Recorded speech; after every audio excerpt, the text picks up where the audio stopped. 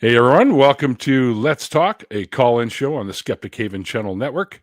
Let's Talk is a safe place for atheists, those questioning or leaving religion, or anyone that wants to ask questions and have respectful discussions. From the US, call us at 984-789-4787, or if you're outside the US, you just click the little URL on the screen and you can call us from your computer. Man, you gotta love science and technology. This is Skeptic Haven. Let's talk.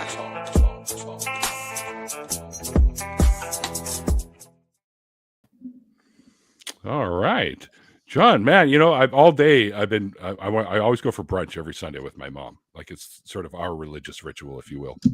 And we went to, now I've been dieting for a while because, you know, I was getting kind of, a roof over the tool shed, as they say. I've been on a diet, lots of greens and stuff like that, fruits, veggies, grains, legumes, stuff like that. So staying away from a lot of the fatty shit like deep fried pizza, McDonald's, although I do sneak the odd egg McMuffin in, but don't tell anybody. But today my mom says, I want to go visit my friend. And she works over at the casino hotel in Richmond. It's called the River Rock Casino. And they have a buffet. And I'm like, oh, this is not going to be good. And sure as shit, 2 platefuls later, and I'm like, oh, well, there goes my diet. But, you know, it is the holidays. So I could go off it a little bit and then just re-lose the weight afterwards. Although I don't think I ate that much. And I was eating good stuff like fish and salad and eggs and a little bit of bacon. You know. Cool. That's it. Cool.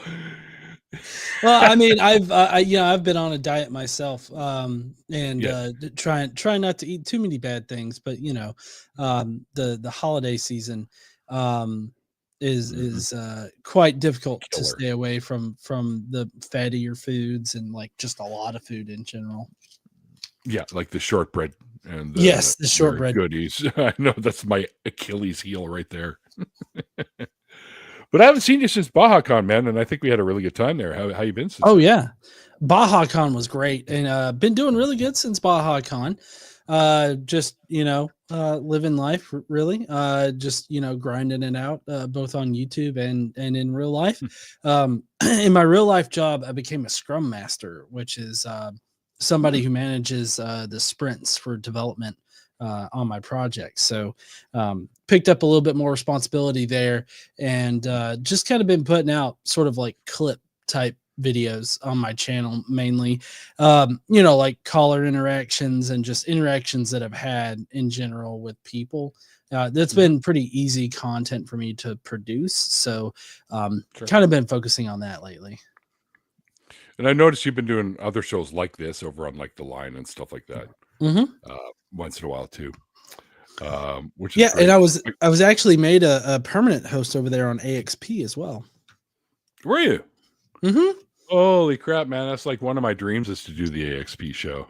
So I've done the Talk Heathens and I've done the Truth Wanteds, and and even the nonprofits. I was a kind of a regular there for a while until I got too busy, and I just really haven't gone back to that yet. But I decided that my buddy Wes had this show, and I was going to help him out and do as many of these as I can, so he doesn't need to find people as often, right? So, but I'm stoked, and I've been dancing around like a little schoolgirl all day because I get to do one of these with you finally. We were talking about that at BajaCon, like we got to do something together, and here we are. So I think it's it'll be fun.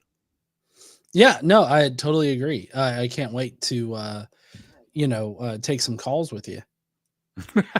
Yeah, last episode, which was last Sunday, I did it with Randolf Richardson, and somebody in the chat called me this show's version of Matt Dillahunty. I'm like, whoa, buddy. I am nowhere near his level, so not even close. But I'm trying, and I'll do my best to have good conversations with these people. Cool. We try to keep it so that we don't like scream and yell at them or whatnot, but sometimes you can't help it because sometimes you hear the same shit over and over again, and it's like, okay, Well, that, and if they start being what can only really be perceived as disingenuous, or at least not an honest interlocutor, that gets on my nerves. No, that, and when somebody tries to tell me what I think, kind of thing. That really gets to me. Yep, over the top for me. That'll pop my cork for sure. You don't know what's inside this thing that I call a brain, but but you don't know what goes on in there, so don't even pretend you do. Right. Yeah. I mean, we had some pretty nasty callers last week, I got to tell you. Oh, I can't wait for. I love the nasty callers. The nasty callers are the best. Well, if we get one of those, I'll be like, yeah, all yours, buddy. Take it away. I'll be in the background going, yeah, get him there. All right. So I think we actually do have a call, but I need to find out. Let's see.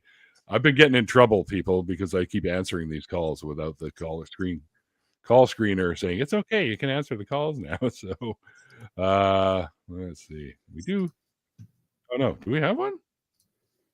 No, we're still screening, apparently, because I don't see a name or anything there yet. So producer West's like, no, not yet. See, I'm getting yelled at again, people. You always got to wait for the call screeners to do their work. Otherwise, you get. Apparently, I think we're good now. Yeah, it says okay now. Okay, well, that's good. You got any plans coming up for any events? Because I'm going to hit BajaCon again, I think, this coming okay. Yeah, the first event we're going to in 2025 is Free Flow, which is an event down in Orlando, and by the free thought community of Orlando. And that's going to be really interesting because we're gonna see the Apostate Sisters there. We're gonna see some a bunch of other people there. Yeah, that's cool. They're great. Those two crazy gals. All right. So we do have a caller. No name. All right. So Mr. Anonymous or Mrs. Anonymous. I don't know what we're talking. Let's hit the talk button and let's see what happens. Greetings, caller. Oh, we have Steve. Listen to this shit thing. That's pretty good. I hope this man dies of AIDS. All right. What is this? I wasn't expecting it. Let's just mute that shit. I don't know what that is, but sounds like a recording that they're playing over it. Seems like they were able to bullshit the call screener enough to get through. Yeah, that's what it seems. And we had the same thing happen last week, I think, too. So I don't know what that was all about. So the call was terminated. So that's unfortunate. I'm telling you guys, if you feel like you got to call into a show like this and do something utterly ridiculous, go do it on another show because we really don't have time for that kind of shit. If we want to have some good conversations here, we want to see like take us up on our offer to try to convince us if your beliefs are worth believing. Like you might do it. You never know. Yeah. But you best be having some good evidence. So speaking of that, what would be the worst like evidence that somebody has presented you as far as like God existing goes? Oh, the worst evidence? Oh, it's just, I just know. Okay, but what does that tell me? Yeah. How can you look out at everything? Look at the trees, that one. Like, how can you think that there wasn't a designer? It's because I don't think there was. I've seen nature at work, so I don't think there was. Yeah, I recently did a response video to Testify. He's a YouTube channel here on I know YouTube. Yeah, Eric. He thinks that the fine-tuning argument or the argument from design is the best argument out there. That it's got a lot of weight behind it. But like, I really don't understand anybody that thinks that it's a good argument. Just because of the fact that we have like natural processes that don't require any kind of intelligent being behind them in order for them to operate. It's literally just an exchange of energy. Like it's different. It's energy being expelled and absorbed and re-emitted and all this other stuff. And all of that operates without any kind of intelligence behind it. So it's kind of like, why do we need an intelligence behind nature when all of this shit just, operates without the need for one? Right. That's always perplexed me as to why somebody would think that that's more likely. Yeah. And let's be honest here. I mean, is the universe really fine-tuned? Do you know the actual unlikelihood of us even being here is? It's not fine-tuned. Not for us, anyways. It's incredibly unlikely. But like a lot of people like to assume that just because there's a range of values as far as like these necessary values that make up a universe, they assume that these values are in this very small range that they could lie in. But what they don't understand is that there's an infinite amount of values, right, that exist within that range of values, and that's the one thing that they never really considered. Because if someone tells you like, oh, the gravitational constant can't be off more than this much, it's like, okay, well then any value that is smaller than this much would ultimately produce a universe, and so they just don't think of those kinds of situations. Like any value that's less than the deviation that you're talking about would produce a universe. So it just doesn't make sense to me why they would think that. Sure. Yeah, I don't know, but I'll give them. If I had to pick an argument that might seem like it was the most not convincing, but one that they could bring up and say, all right, that's a decent argument, it would be that one. Even though I don't think that the universe itself is fine-tuned for it is what it is, and it's the way it is, and that's why we have what we have here, because the universe is the way it is.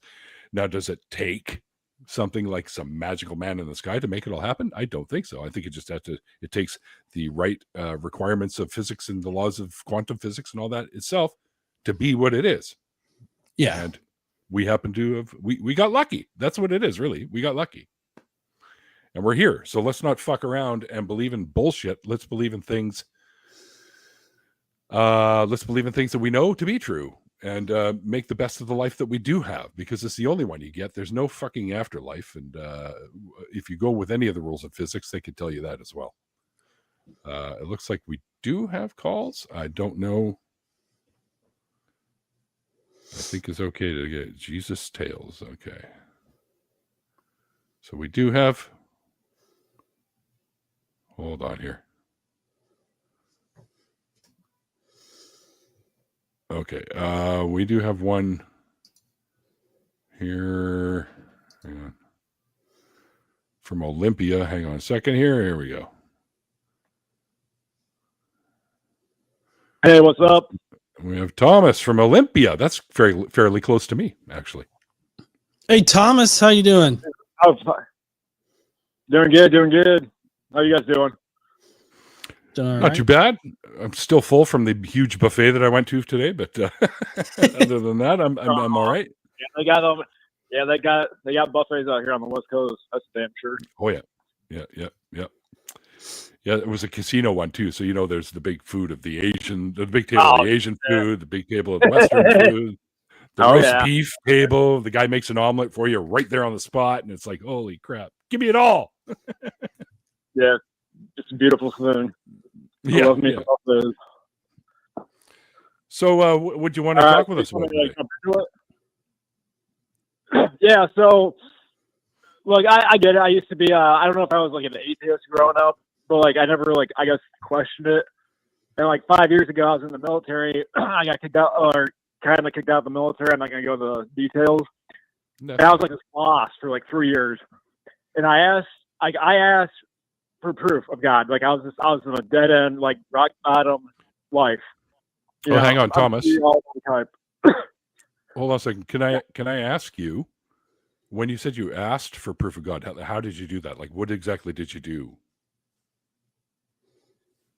Yeah, like I was just living a life where I was always drinking, pornography, just like the whole works, Wait, But, were you drinking drinking while pornography or- watching pornography, or like was it a hand in hand thing? Or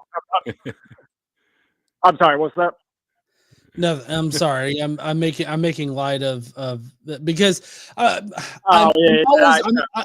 sorry. I'm always immediately skeptical of somebody who's like, yeah, I was drinking and watching pornography and all, because I mean that's a line that we as atheists hear a lot. Like, oh, I was totally, in the gutter and everything. I was drinking and I was watching pornography. It's like those things aren't necessarily bad. Like neither of those things are any kind of sign. Yeah, I was also on pills too. I was also on a lot of antidepressants. Oh, okay. Oh, okay. Well, sorry you had to go through that, brother. So Yeah. I don't know. No, I mean it's life. I'm not blaming anybody but myself. But I just got to the point where I was like, hey, is there more to life? I guess like everyone kind of asked that. And again, like I said, I wasn't necessarily like an atheist, but I guess You're probably what we call agnostic. I just said yeah, I'll agree with that. So I got to the point, man, where I was like, I don't know if I was praying, but it got to the point where I was like, okay, I need proof. So I don't know if that was a prayer I was asking, or like I was just like, my mind chemicals or whatever. But I swear to God, there's like 3 things in my mind that like prove to me that God exists. One is jumping rope. The second one is semen retention. And the third one is Michael Jackson. This isn't like a prank phone call or anything. I'm seriously, I don't know what you're even talking about right now. What? Have you done, okay, really quick, have you done semen retention? Rick, this is a 30-day span. Semen retention? Are you semen retention? I don't even know what that is.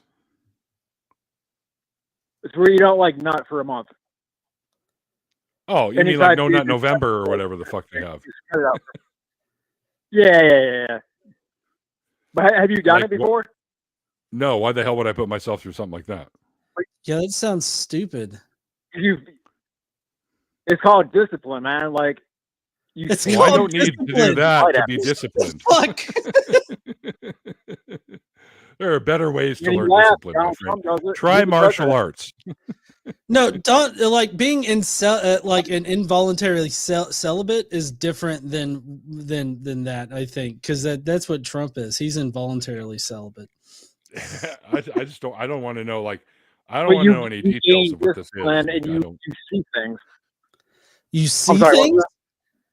Is it like you fast for a long time and you start hallucinating shit? Is that what it's called? Yeah, man. You start having dreams, like you start having like lucid dreams, and you actually like you build self-confidence. Oh like, yeah, totally. If I go a month without nutting or whatever, I mean I can totally see myself having dreams and nutting in my dream. That'll totally happen. I agree. Fair enough, man, but no, I mean I'm telling you though, like you will get answers. I haven't nutted in 20 years. No, okay. So what are you trying to tell us? What? So hold on. What are you trying to tell us with your call here? Are you trying to tell us that we need to stop nutting in order to understand God or to believe in God, or did God reveal Himself to you when you did no November? It wasn't just like semen retention though. It's like through jumping rope, and then you can laugh all you want, man. Like read the actual like court cases of Michael Jackson. He got screwed over by the Jews. Boom. Like okay. We weirdly went into anti-Semitic like territory here. What? First, it's I Thomas. didn't nut for a few months, and now I'm seeing that the Jews are responsible for everything that happened to Michael Jackson. Like you're not making a convincing argument. Yeah. Jesus was a Jew as well. Just FYI. He was a different type of Jew. Oh, he was a different type of Jew. Have you guys tried jumping rope? What does that mean? This is yeah. It used to be part of a workout regime that I had back in the day. Yes. Okay, well, I didn't have any godly experiences jumping rope though. I twisted my ankle once. Does that count? Yeah. Well, I'm telling you, man. Like that's the 3 proofs, man. Like I don't know, they worked for me. For you, it is, I guess. Okay, well, apparently your standards are pretty fucking low. Jump roping, nutting, and Michael Jackson. I'll have to admit, it's really difficult for me thinking about Michael Jackson jumping rope and trying to masturbate. Like that would definitely be hard for me as well. No pun intended. Well, that's what you want, man. I'm just saying. I asked for proof. It was just 3 simple things that happened. You haven't given us proof. This is not proof. Like you said that you didn't nut for a few months, and then you jumped rope, and you realized the role that the Jews played in Michael Jackson's death or something, and then apparently you saw God. Beat it. Like, did you see God? Did you talk to God? Like, what happened with God here? Like, I'm how is this proof? I asked for proof, and that's what he sent me. But I'm going to tell you, don't not jump rope and do Michael Jackson. I don't understand. Yeah. Oh, buddy, I don't know. Yeah. I mean, I'm not saying no. How does this prove God? Like you say, oh, this is the proof that God sent me. How do you know that God sent this to you? Who I can send it to? Who? Your brain? Yeah. I don't know. Like, what do you mean? Who else? It doesn't sound like these aren't things that somebody needs to send you. That's what I don't understand. Your No Nut November thing you did by choice. That wasn't. These came in a nice little order. This is still not explaining how this is proved. I'm not telling you. I don't want to come off sounding like a douchebag. I do respect you guys. 0 out of 10 for this troll call, by the way. Like, if you're trying to be a troll right now, this is not really working for us. I'm not being a troll, man. It sounds very trolly. Like, I'm telling you, what more do you want out of life? You want like some big bang, like something to happen up in the sky with God? That's not going to happen, man. I don't understand. No, listen. Okay. Oh my God. You have yet to tell us how any of these things actually prove that God exists. You just stated that they are from God, but you haven't proven that they are from God. You've just claimed that they're from God. If they're from God, how do you know? How do you know it's not from Satan? I could totally see Satan tricking some dumbass hillbilly into thinking No Nut November is a good idea. So, like, how do you know that it's not Satan that's tricking you? You want proof for that one? You want proof for that one?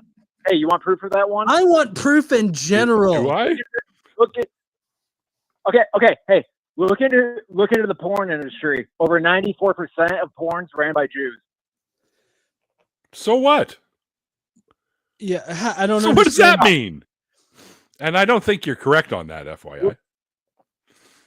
Oh, look at how any of this proves God. How does any of this prove God? Like, let's say the Jews run Hollywood. The Jews drove Michael Jackson crazy and all this other. Let's just say the Jews are behind all that. How does this prove that God exists? It is. They are. Well, obviously they have it out for him, man. Like, they goddamn put him on a cross. The Jews believe in Yahweh. They don't believe in Jesus. Okay, and then years later I'm an ex-Jew, by the way. They make all these kids. So you know. They make all these kids. Neil, I might drop him. He's being way too anti-Semitic. I'd just be worried for like the channel at this point. Yeah, Thomas, I don't like the direction this is going because you're basically talking about the background of the people that I'm not scared at all. This kind of shit doesn't scare me. Yeah. Oh yes, you are. You're wrong. Hey, you could go Heil Hitler somewhere else, okay, buddy? Go Heil Hitler somewhere else. Go 1488 off into whatever your spunk tank is. I've muted him. I don't know. What do you guys think? Should we just get rid of this guy because he seems to be an anti-Semite? I think he's Heiling Hitler way too much here. I think so too. I think we're just going to get rid of him. Thomas, if you see this, two things. Thanks for the call, and number two, fuck you. That's all I can tell you. Let's move on. Kind. I think extra fuck you. I don't know. Listen, guys, before we take our next caller, I just want to let you guys know that Skeptic Haven is looking for volunteers. So if people are like, yeah, fuck that. Now after that call, forget it. We are looking for volunteers to help behind the scenes. So if you'd like to be a part of our awesome team and screen wonderful callers like that, you can email us at info@skeptichaven.com. All right. So if you want to come and help us out, it's a good group of people here. Sometimes these wackos get through. What can you do? But we do have some more callers on hold here. Let me just double check to see which are these other ones. Can I take these other ones, guys, or what's going on? We have Jesus Tales waiting. Okay, so let's go to Jesus Tales. Jesus Tales is one of the good ones. All right. Let's talk with Jesus Tales, whose pronouns are he, him, and calling from, where are you calling from, Jesus Tales? North Carolina. North Carolina. All right. Well, welcome to the show, man. What do you got? What do you got for us? North Carolina. John likes to write jingles in his talk about Jesus. Do we want to? I'm sorry. I totally talked over you. My bad. Yeah, there's basically some of the things that the guy said were kind of right. The Jews kind of did do Jesus wrong, sorta, in a way. Well, I mean, so hold on. I do have to push back on that because, like, the whole idea that the Jews are responsible for anything about Jesus is a little bit of a misnomer, because you would have to then accept the Gospels as being true, reporting that, you know, the Jews are primarily responsible for Jesus's death, but not even Paul assigns. Pilate. Yeah, it would be Pilate, then the Romans. But not even Paul blames the Jews. He thinks the Jews are redeemable and that Jesus came to redeem the Jews. So, I mean, Paul definitely doesn't blame the Jews for anything. He has a lot of hope for the Jews. So I would caution anybody saying that, because that seems to play into a lot of the anti-Semitic stuff. And even if you agree with it, I would seriously downplay it. Well, I would just say those things aren't mutually exclusive. Yeah, you know, certainly throughout the Old Testament, the Jews were to blame for their own problems, according to how it's written, and still. Yeah, but Jesus tells. I just want to say that unnecessarily highlighting the role of the Jews or what has happened to the Jews, like even in their own holy book, I feel like unnecessarily highlighting that is playing into the anti-Semitic like playbook, and you could be mistaken for Heiling Hitler, you know, kind of thing. So, I mean, I'm just saying, be careful with that. Even if you agree with it for totally different reasons, I would totally downplay that, because it doesn't make you come off as being. It's not a good look. Yeah. Okay, I do want to push back a little bit on this, like. You know, Jesus Tales, before you go into a pushback, I just want to say one thing, okay? I know many, I grew up in Judaism. I know many Jews, and most of them, they're fairly secular. They aren't trying to topple anybody over. They're not trying to, you know, hurt anybody. They just want to live their lives too. So, you know, there may be some high-level Jewish people that have lots of money that are causing trouble, but that doesn't represent an entire religious base. Okay, so I don't know why people go for the small percentage of people's over just about anything. It's like, I don't get it. But I would just say it is a religion, right? Judaism is a religion. A lot of people will poke holes in Christianity, you know, without poking holes in Judaism. You know what I'm saying? Oh, certainly we do. I think that a lot of the criticisms that I have of like God in general, as far as the Bible goes, applies to both Judaism and Christianity. So, I mean, I feel like I push back on both. Modern Bible uses some of the Old Testament, so, you know, they kind of hand in hand. It's like, you got to think of it as the funniest thing I've seen was you think of it as the Star Wars trilogy, the original. You got the Judaism, A New Hope, Christianity, Return Empire, or whatever, and then it's the Desert Trilogy. Yeah, it's the Desert Trilogy. Yeah. You got to remember it like that way. So, they're all the Abrahamic faiths is basically the way you put it. They all started with the Abraham stuff. So we're all related, brothers and sisters. It's just the way it is. Yeah. So I was just going to talk about the fact that Jesus is one of the most important characters in the Old Testament. And he's sort of written out of the Old Testament by the people who kind of took control of it. Say? The Old Testament? Okay, I grew up with the Old Testament. There isn't a single mention of Jesus himself. They do mention the future coming of a Messiah who's going to bring with a sword. But that's it. They don't mention him. I'm talking about actual characters in the Old Testament. There's no Jesus, man. So, like the sixth book of the Bible is the book of Jesus. What? That's a new one on me. What? I've not heard this before. In the Greek, is a new one on me. That's the book of Jesus. Settled Israel.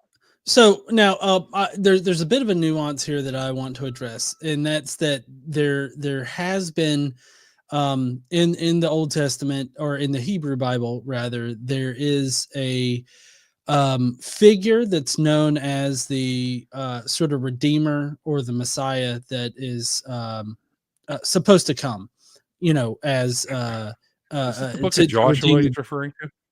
Yeah, I mean it's Joshua. Like there's a lot of different names that are given even in the Old Testament for the Redeemer of the Jewish people. Back then it would have been called Yeshua, by the way. But there was no J back then, right?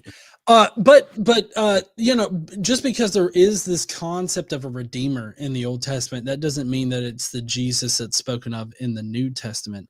I feel like the Redeemer figure in the Old Testament is definitely a different person, and is more likely to be an angelic figure that's supposed to redeem the Jewish people, rather than like a human person that is born into humanity on earth. I think that it's more supposed to be some kind of angelic redeemer rather than any human redeemer. So we have to separate these concepts of the Redeemer in Judaism versus the Christian Redeemer that is Jesus. Those are two different concepts that were born out of reinterpretations of Old Testament scripture. And I feel like you're going to take those reinterpretations of Old Testament scripture and think that they're supposed to be about this Jesus person like that Christianity knows. And I think that they're two separate entities. I agree. Plus, there aren't the books that I'm familiar with are the Pentateuch, which are basically the 5 books of Moses, and then of course you get the Joshua and all, where Judges comes in and all that shit later on. But I don't really ever recall going to my synagogue when I was younger, because I stopped going when I was a teenager. I just couldn't buy it anymore. I never recall them ever using Jesus as the person that they're referring to as the coming Messiah. So I know people like to make that connection. And in modern Christianity, they don't look at it that way. Really? Okay, well. But I'm talking about before the current era.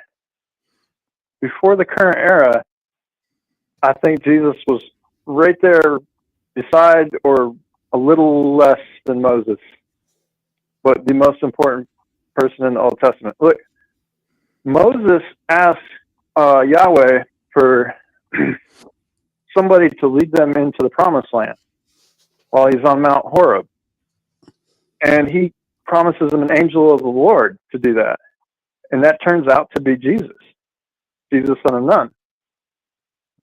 And in Judges, angel of the Lord, an angel of the Lord, leads the Israelites. So how do you come to the conclusion that it was him? To Bochum. Yeah. Well, I don't know. I disagree. I don't think Jesus was even thought of at that point. Not the one that we know from the New Testament. I'm telling you that there's scriptural or literary basis for equating that Jesus with an angelic figure, right? Because Moses asked for a leader. Yahweh promised an angel. That leader turns out to be... was an angelic figure at one point, too. So what?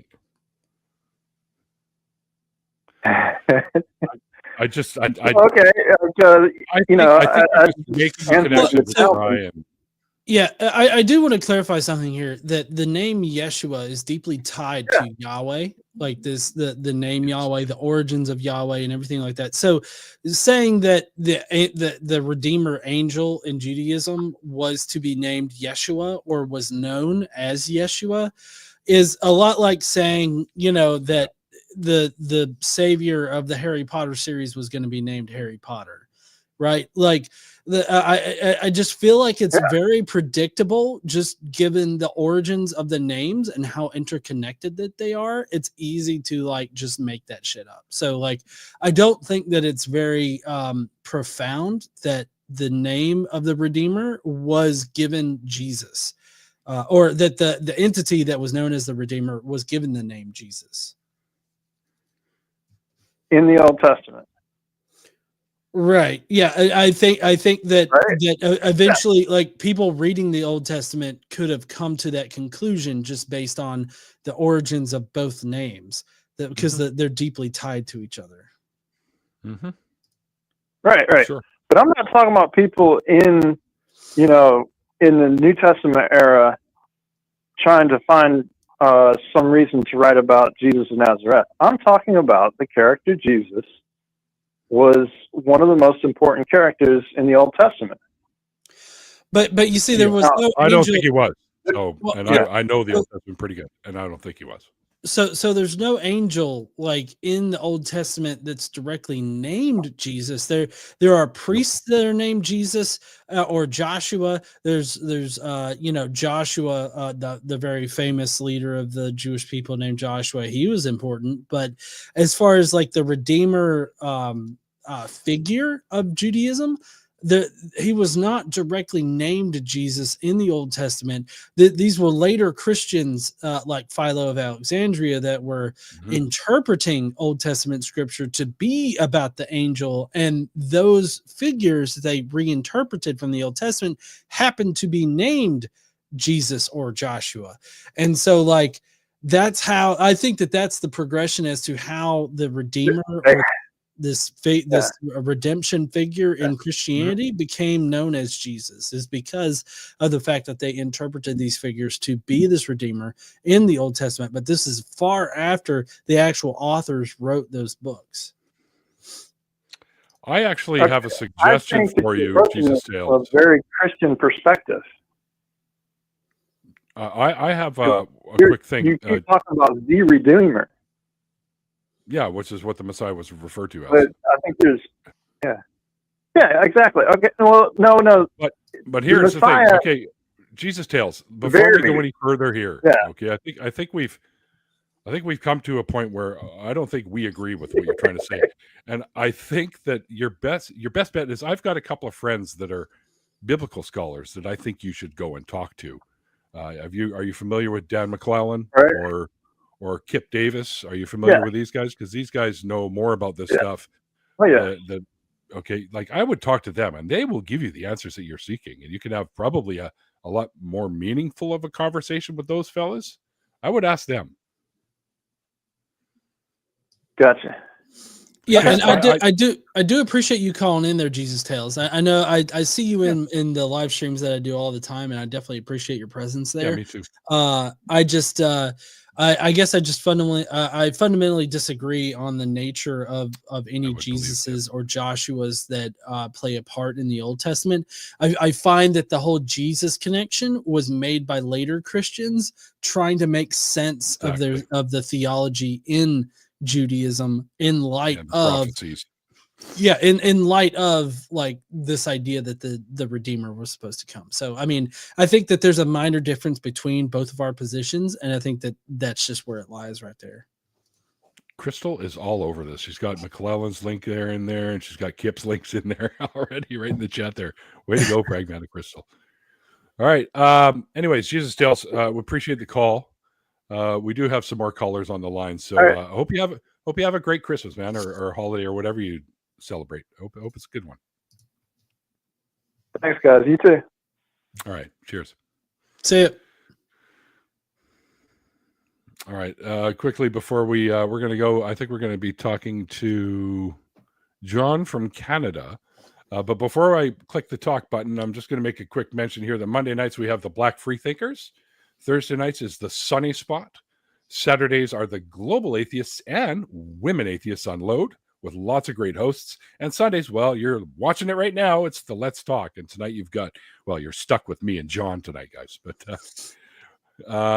let's go to John in Canada. But that's a pretty big place. So I'm in Canada too, John, by the way. What's up, John? Hey, Godless Engieneer, how are ya? I'm doing good. I got a little bit of Canada on me too. Looks like somebody spilt a Tim Hortons fucking tattoo on you. Spilled some Tim Hortons on me. Oh, fuck. Yeah, and it turned into a maple leaf. God damn it. Sorry, John. How you doing, man? How you doing? I'm doing well, Neil Force, and you? I'm actually doing really good. I overate this morning, but I'm doing okay. The digestive system is kicking in. So I went to a buffet. It's terrible when you're on a diet to go to one of those, but oh well. Yeah. I have no willpower. So you're a theist, and I'm assuming by the little thing that ticker we got going there, do you do a show or something called Bible Talk? Are you talking to me? No, I don't do it. I still call outside. I don't do any shows now. Oh, okay. Did you once? No, I never did any shows called Bible Talk on YouTube. Never. Okay, then I'm assuming you want to talk about the Bible. Yes, that's correct. Yeah. I just want to know, has there ever been a book that's been so profound, so much difference, that's been so popular that people are willing to live and die for it? Point I've to heard me. this argument before. Yeah, I would love for you, John, to point to me anybody that had direct firsthand knowledge of Jesus or of the New Testament, and they were also martyred for not recanting. Oh, I can name tons of people. Oh, then it should be easy for you to give us one name, then, right? Yeah, I just gave it to you. Which one? I missed it. St. Paul. Paul? No. Can you point to me where Paul was given the chance to recant, and therefore, and because he didn't recant, he was killed? He was killed. Yeah. Okay. I'm not going. Well, the Christians that he led, the Romans were feeding him to the lions. I'm sure if they said, "Hey, I give up," Jesus not real. See, you're already being a little bit disingenuous, because that's not accurate. We actually have two different accounts for how Paul died, and we don't actually know how he died. For one, right. For two, Paul was not a direct observer of Jesus or anything like that. He just received personal revelations from Jesus, and that's how he knew about Jesus. Three, in Paul's letters, he claims says, to have. Right, claims to have. Three, Paul in his letters claims that the only way people could know about Jesus is through prophets, or not prophets, but apostles like him. And so Paul very much makes it seem like the only way that we can know anything about this Jesus of his Christianity is through apostles that have received direct revelation of Jesus, and not through anybody that actually knew Jesus. So that would make Paul a full-on believer in the religion without actually having historically experienced any part of the religion. He just was some crazy guy that believed shit, right? So that doesn't actually help your position. Sounds like me. I'm a crazy guy that believes shit. Well, Just think about it, gentlemen. I can't think of any other book where you have temples erected to and people live their lives for it. Plus, as for people who are being persecuted, Christians today, as soon as someone comes out of prison, well, yeah, but I mean, you understand that there are people of other faiths that are also persecuted for their beliefs today. So what have makes temples you and statues of them as well. Yeah, exactly. And so what makes you or Christians different from them?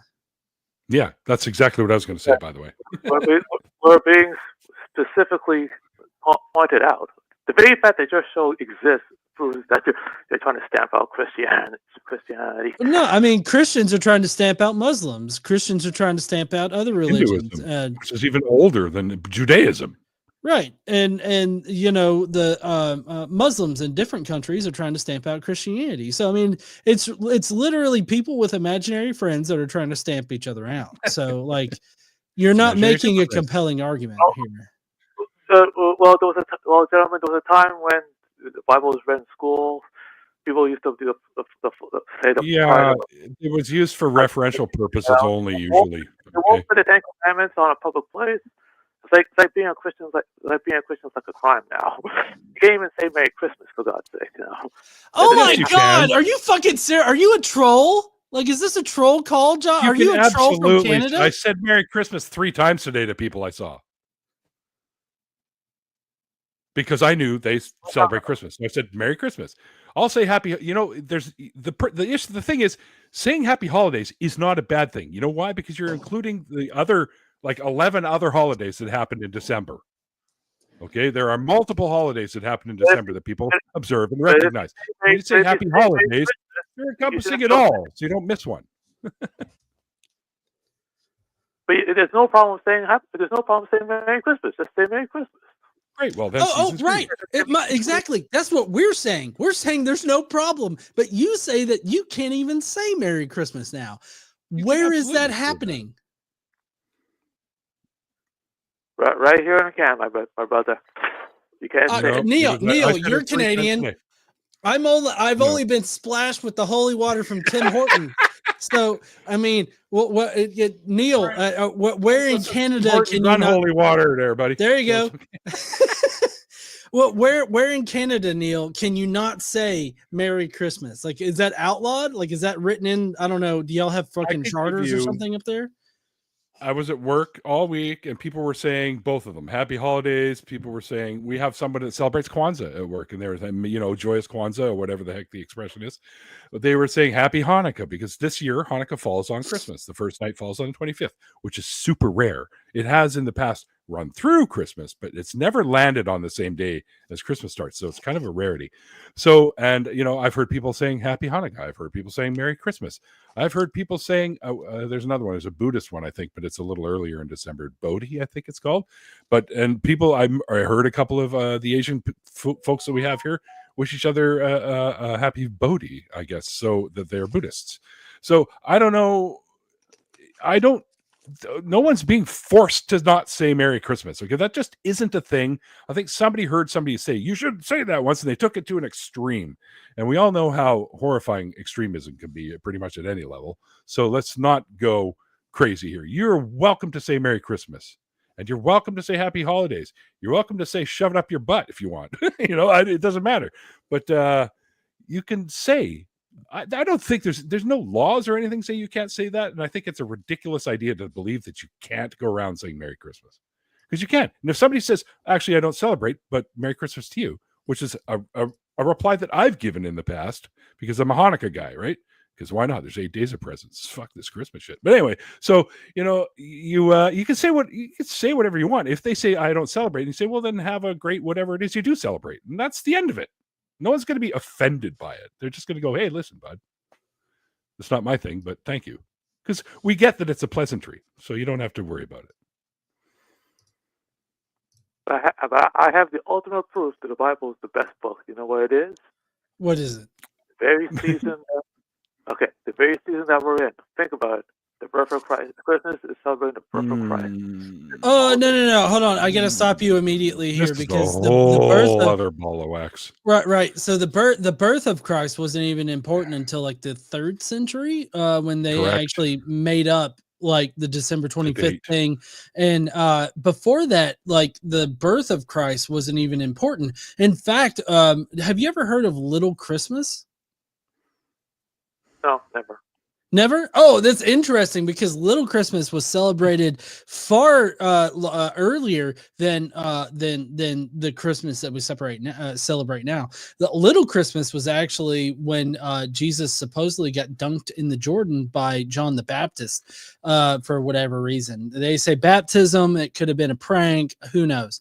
But John the Baptist dunked Jesus in the river and baptized him. And that was celebrated long before like the birth of Jesus. In fact, the birth of Jesus wasn't even important, especially in the early days of Christianity.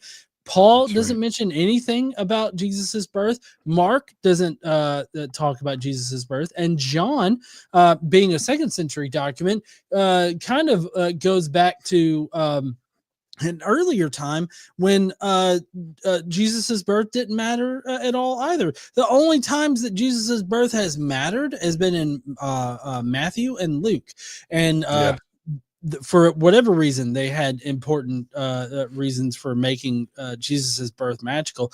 Most likely because of how that needed another day off. Right. Yeah. Most likely because of them wanting to portray Jesus as a different and more Jewish version of these Greek and Roman gods, is probably the reason why they included Jesus's miraculous birth there. But the earliest Christians, they didn't even care about Jesus's birth. There was nothing miraculous about his birth. So like the reason for this season is literally axial tilts, motherfucker. It's not anything to do with a magical rape baby being born in December. Yeah. And by the way, according to most scholars, he wasn't born in December. He was born sometime in the spring.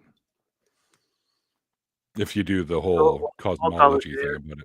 Well, Godless Engieneer, there was no need for that kind of language. But anyway, I just want There's no need. What kind of language? Rape baby? Or was it saying motherfucker? Like, which one offended your ears more? Because Jesus was a rape baby.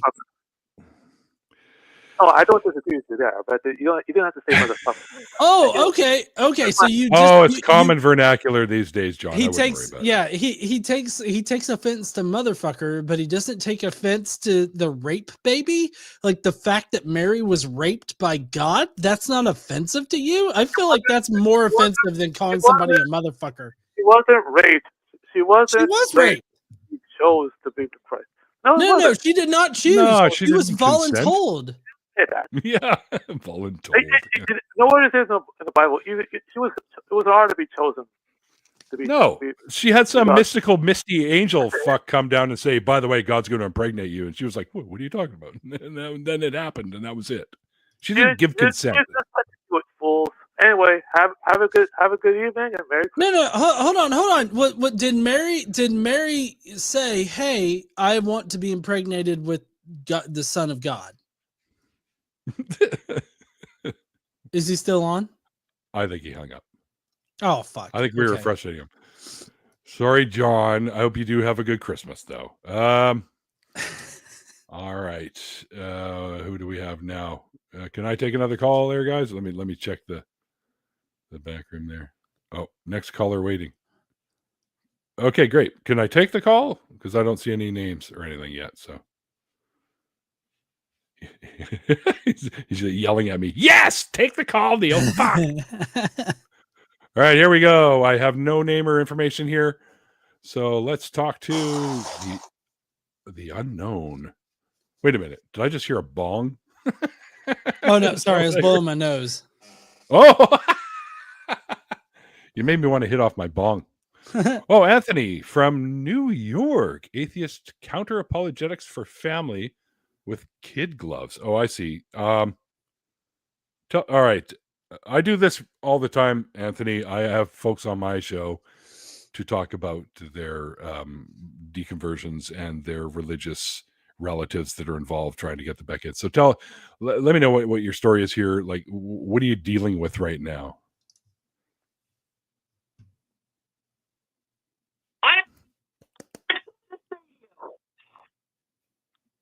I think you're okay. I heard what the hell that is. I heard motherfuck, and I feel like they're not a serious caller. And I was so looking forward to this. You see what it says here, folks? And earlier it said that this person was having problems with their relatives trying to indoctrinate their kids or something like that. So that's too bad that it turned out to be just another fucking douche canoe. I'm going to say drop this guy. So we're going to drop this guy that wants to yell at us. Or I'll let the call screener do it. Michael, just get rid of him and let me know if somebody else pops in, because I'm not going to deal with somebody screaming into my ear. Right? I got bad enough hearing as it is because of all the goddamn Motorhead concerts I went to. What? Huh? Get off my lawn! Don't make me take my cane out, people. Because I will. It's right here. Don't make me beat you with my cane, you little whippersnapper. All right, so yeah, that's it. We don't really have any callers, so I guess I can let you guys know once again that Skeptic Haven is always looking for volunteers. If you want to help out this wonderful crew of people, hit them up at info@skeptichaven.com. And they'll send you an email back and go, no, we don't pay you. It's all voluntary, but we have a lot of fun, as you can see. Yeah, I mean, I've always had fun when I've come on here and interacted with everybody here. We had a really great show yesterday where we talked about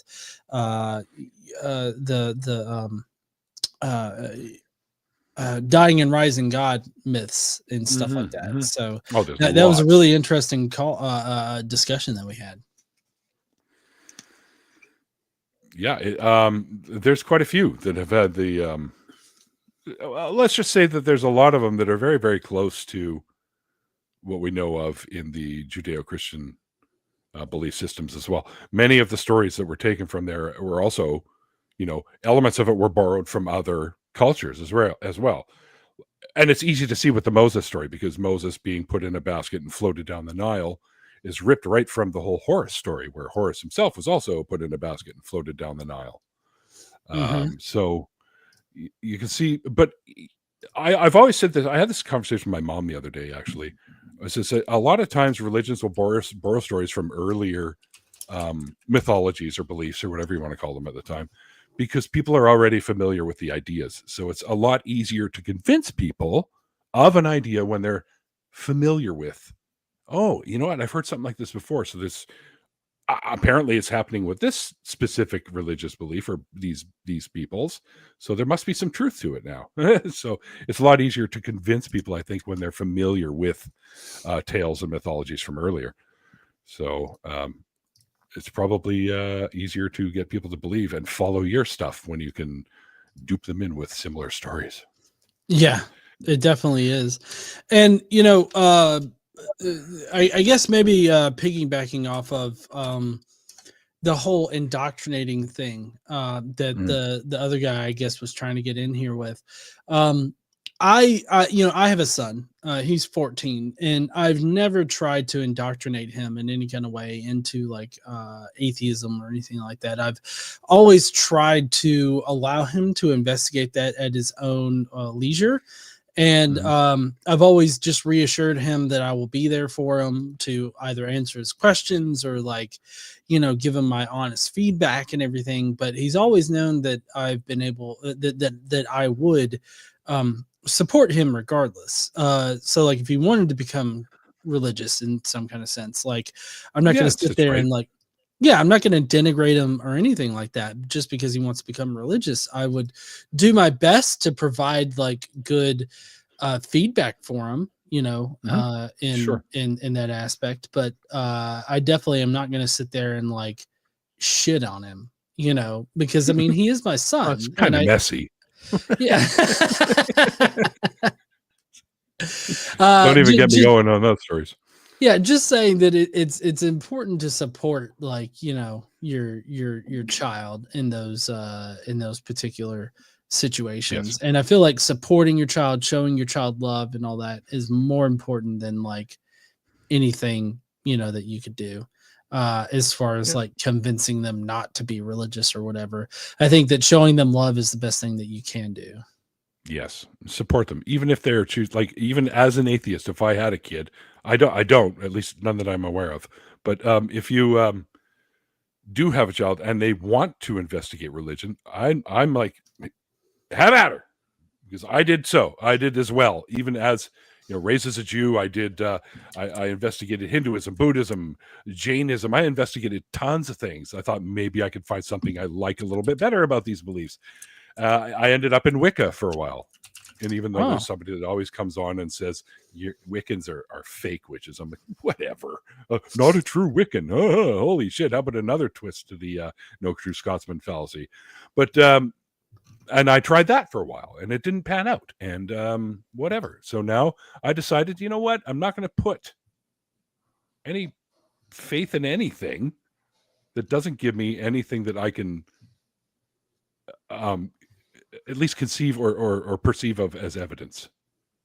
Because if I don't want to believe people, I want to know.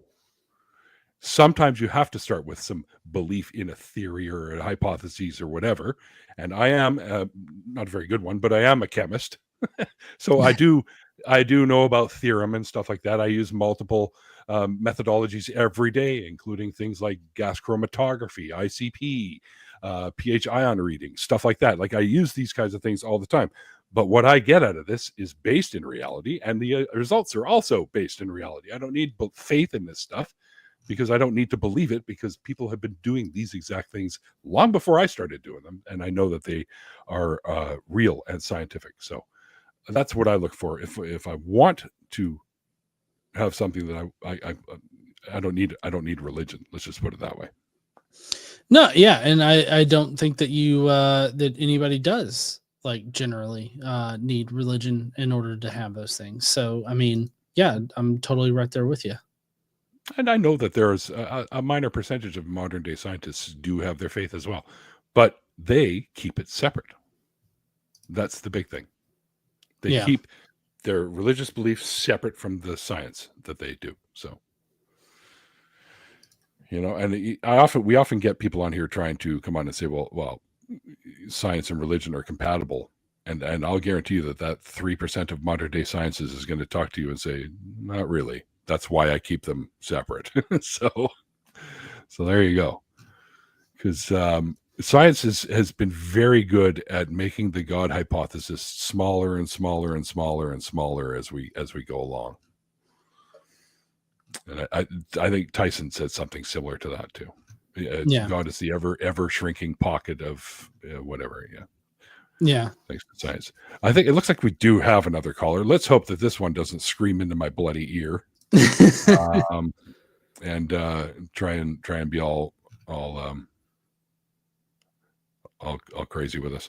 All right. I don't have any info here. Let's hit the talk button. All right. Hey, how you doing? Good. Who are we speaking with? This is Dan Shlomo. I wanted to ask how your time was as being raised as a Jewish person. I haven't met too many people that have gone on birthright and then deconverted. I've never. It's a rare thing. Oh, really? I'm from New York. I left that detail out. Him. I forgot another thing. Yeah, that's fine. Thanks, Dan. Yeah, my story is a little unique, I think. Yeah, I'd never heard someone that's gone to birthright and then deconverted. That's very. I mean, you're so far in the game. Why give up then? Well, honestly, dude, I just didn't believe it. Also, here's the thing. I'll give you a nutshell of my story because I think it's pretty unique. I wasn't born to Jewish people. I was born to a Catholic couple. Oh, not okay. Married. This was in 1960. I imagine they did the nasty in 65 because I was born in 66 in October. So no, I guess it could have been 66. Of course. But anyways, and the cool part is I was conceived in the back seat of a 57 Chevy Bel Air hardtop two-door. Anyway, so wow. and yeah, I'm like, and the funny thing about that is my adopted father, the one I grew up with, was going to keep his exact vehicle that I was conceived in, not the same, like a different one that he owned, and give it to his firstborn son, which would have been me. But his parents made him sell it when they moved from Florida. When they moved from Florida to Montreal. So I could have had a nice 57 Chevy, but that's okay. But I was born to a Catholic couple. And of course, in the 60s, it was a big hush hush. No, you don't have out of wedlock babies. So I was put up for adoption. Before marriage, yes. Right. So I was put up for adoption, and I was brought home about 11 days later. I was literally brought home on Halloween. So once in a blue, they let me celebrate my birthday on Halloween. It's more of a homecoming, which I thought was kind of cool. But anyway, so I was raised in the Jewish faith. I had a bar mitzvah and everything. But I got to tell you, Dan, I can't tell you how many times I was put in the hallway at Hebrew school because I kept questioning, like, how the hell did they fit that many animals on an ark and not die in 24 hours from methane poisoning? How does that work? And the teacher was like, she couldn't answer that stuff, right? So she goes, go out in the hall. I'll talk to your parents. I'm like, that doesn't answer my question. But I had all kinds of crazy questions like that. How does cutting your hair make you stronger? Because I always wanted long hair like Samson, and I have it today, by the way. But my mom would never let me have it. Very good. Very good. I was just, to me, it all just sounded like the other mythologies that I was already familiar with. So, but to please my folks, I did the bar mitzvah. I even lived in Israel for 2 years in Ramat Sharon at Kfar Yarok. And do you remember the passage from the Torah that you read? I do. Do you remember that at all? Or it's been too long. It's probably a lot more behind that, but I can't remember it all. I was 13. I was just wondering what thought. Yeah, well, no, I don't remember. Yeah, I was just going to ask Dan, why do you believe? It says that you're a theist. You're a theist? I'm a Semitic man. I'm a man of the Jewish faith. I just found it interesting when the screener mentioned that you went to birthright and you. Did you not get in with any lovely Jewish girls while you're out there? Is that why you didn't? Of course. Stick around with them? No. I dated quite a few Jewish girls. I mean, that's usually how they get you. They keep you around because you go down to Tel Aviv and you see a couple of lovely ladies. They're all over you. I know. But yeah, no. My friend Dan Mullen, when he went down there for an Insight software trip, he was rolling in it. He could talk about they always want my diaper every day. They cannot keep their hands off my buckets. It's insane. I don't understand how you would walk away from the Jewish faith when you have all those lovely women there. Well, I don't think you need to appreciate lovely women. I don't think you need to follow any belief system to appreciate lovely women if that's what you're into. Oh no, of course not. It's just one of the ways. That's why birthright works. That's why we have so many people that go to Israel and they stick with the faith. You go down there, you meet a nice Jewish lady, and you want to stay there the rest of your life. Yeah, no, I didn't. They wanted me to join the army, and my mother said, "No, get home." So. Oh yeah, that's another thing. Don't get me wrong. I didn't want to. Mandatory 3 years, my friend, and then, of course, Miluim, where you go back for 2 weeks. Now we'll let the Americans do that for us. There you go. Yeah, so I was never really a big believer. Dan, I wanted to believe because it seemed like this is awesome. Like all I need to do is pray and I can help people and get things that I might need or my family needs, and I thought it was great. And I tried and none of it ever happened. So I was just like, no, I'm not buying this crap anymore. So, but honestly, dude, I didn't call myself an atheist until my 30s. I'm sorry? Was it after the birthright trip? Because I'm just curious about the time and date. Because I'm not. Everyone has their own beliefs, but it's just so strange to me. You go all the way out to Israel. You're one in a million, man. Well, you know what? I'll be honest with you. Most of the people that I was in Israel with didn't really believe either. Many Jews in Israel are fairly secular, right? So I just, and it really didn't matter to me if everyone there was a believer. I couldn't swallow it, Dan. I couldn't do it. So I don't believe in gods. I believe every god that have ever crossed the lips of every human being ever is a creation of human beings in a time where we didn't have knowledge enough to know better. That's what I think. Yeah, I understand that. And, there's a lot of, especially out here in New York, there's plenty of people that don't. They're all up in arms about Palestine and Israel, and I guess you got to just get rid of all those sand niggers. That's what I think about it.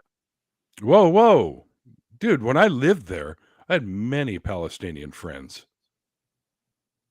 I'm one of the people that I think they need to figure out a way to both live there peacefully, because there's if you go onto YouTube and you find a little video called "This Land Is Mine," it's called, and it shows the history of the peoples that went in and out there just fucking slaughtering each other back and forth, and whoever was left was claiming victory. It's like, it's just ridiculous. Humans have been killing each other since the dawn of humans and claiming these lands are theirs.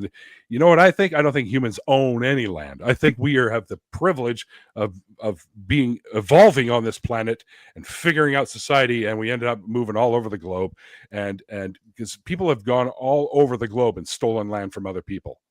Okay, I don't know enough about the actual history of the area to say those people deserve that land. I just wish people would get over this bullshit and learn how to live together and figure out a way to better the nation rather than bomb the crap out of each other. I'll be honest, dude, I think Netanyahu is a terrorist. Okay, and I lived there. That's to me, it's just I don't like it. I don't like it when people are killing each other.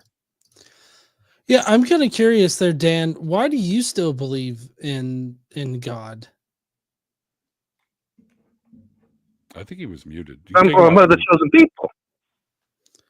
Hello? Yeah, yeah, sure. That's what they tell you. Chosen by who? We're here. I mean, we're pretty good at it, man. I mean, look at us. We're number one. We run America. You're all fighting each other. World War II, we made all the goyim kill each other. We're the best. We're the chosen people. You fight against each other like golems. You're cattle. I'm sorry, but that doesn't actually. But I mean, that doesn't actually prove that your religion. I can't get on that thought. I can't get on that thought pattern, man. Yeah.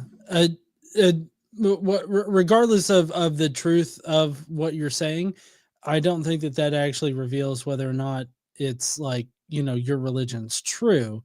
That's just it just doesn't matter.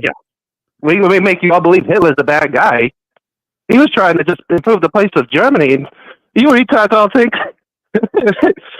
No, man, you know what? Dan, well, Holocaust didn't even happen, right? I can't do this anymore. I can't promote the slaughter of people. Period. So I'm gonna say thanks for calling, but I can't talk about this anymore. Sorry, folks. I had to get rid of him. I can't. I can't promote hatred. I won't do it. No, I don't blame you. I feel like I didn't realize that asking him, "Hey, why do you still believe?" and he was going to go down that route. I did not expect that. So no, I don't blame you for that, there, Neil. Yeah, AR's got it right. Gross Zionist. He's probably a Zionist. I'm not, and I never was, even as a Jew. FYI, very few Jews were. Just FYI. Zionism is its a whole other thing. Yeah, no, we need to promote something better than hatred for other people because they're different from us people. Okay? We need to start doing that. Let's show what makes people that are different, because we're not fucking different. We're like 99.9999998% the same DNA. Every single one of us. Right? It's minor shit that makes our differences based on where you are on the globe. The closer you are to the equator, the darker your skin will most likely be, because it protects you from the sun's rays. Okay, that's right. Melanin, right? And we have ancient ancestors as well that still live in us a little bit. We have Neanderthalian DNA in us. We have Denisovan DNA in us. We have There's another new one that they've recently discovered. I'll let somebody like Forrest Valkai talk about that because he's the boss on that shit. And Gutsick Gibbon as well. They're awesome. If you don't know who they are, go look them up because they're amazing people. They can tell you about that sort of stuff. I know little bits, but not enough to be like, I'm an expert. So I won't ever claim to be an expert of something that I'm not, but I do know, smiths and pieces of knowledge. We are all human beings. We are all, and I know this is kind of, stop saying stupid things like this, but I still say it because we're all one race, the human race. And just like every other species in the world, folks, we come in a variety. There's not one kind of butterfly. There's not one kind of salmon. There's not one kind of bear. Okay, so get over your bullshit beliefs because we're not different.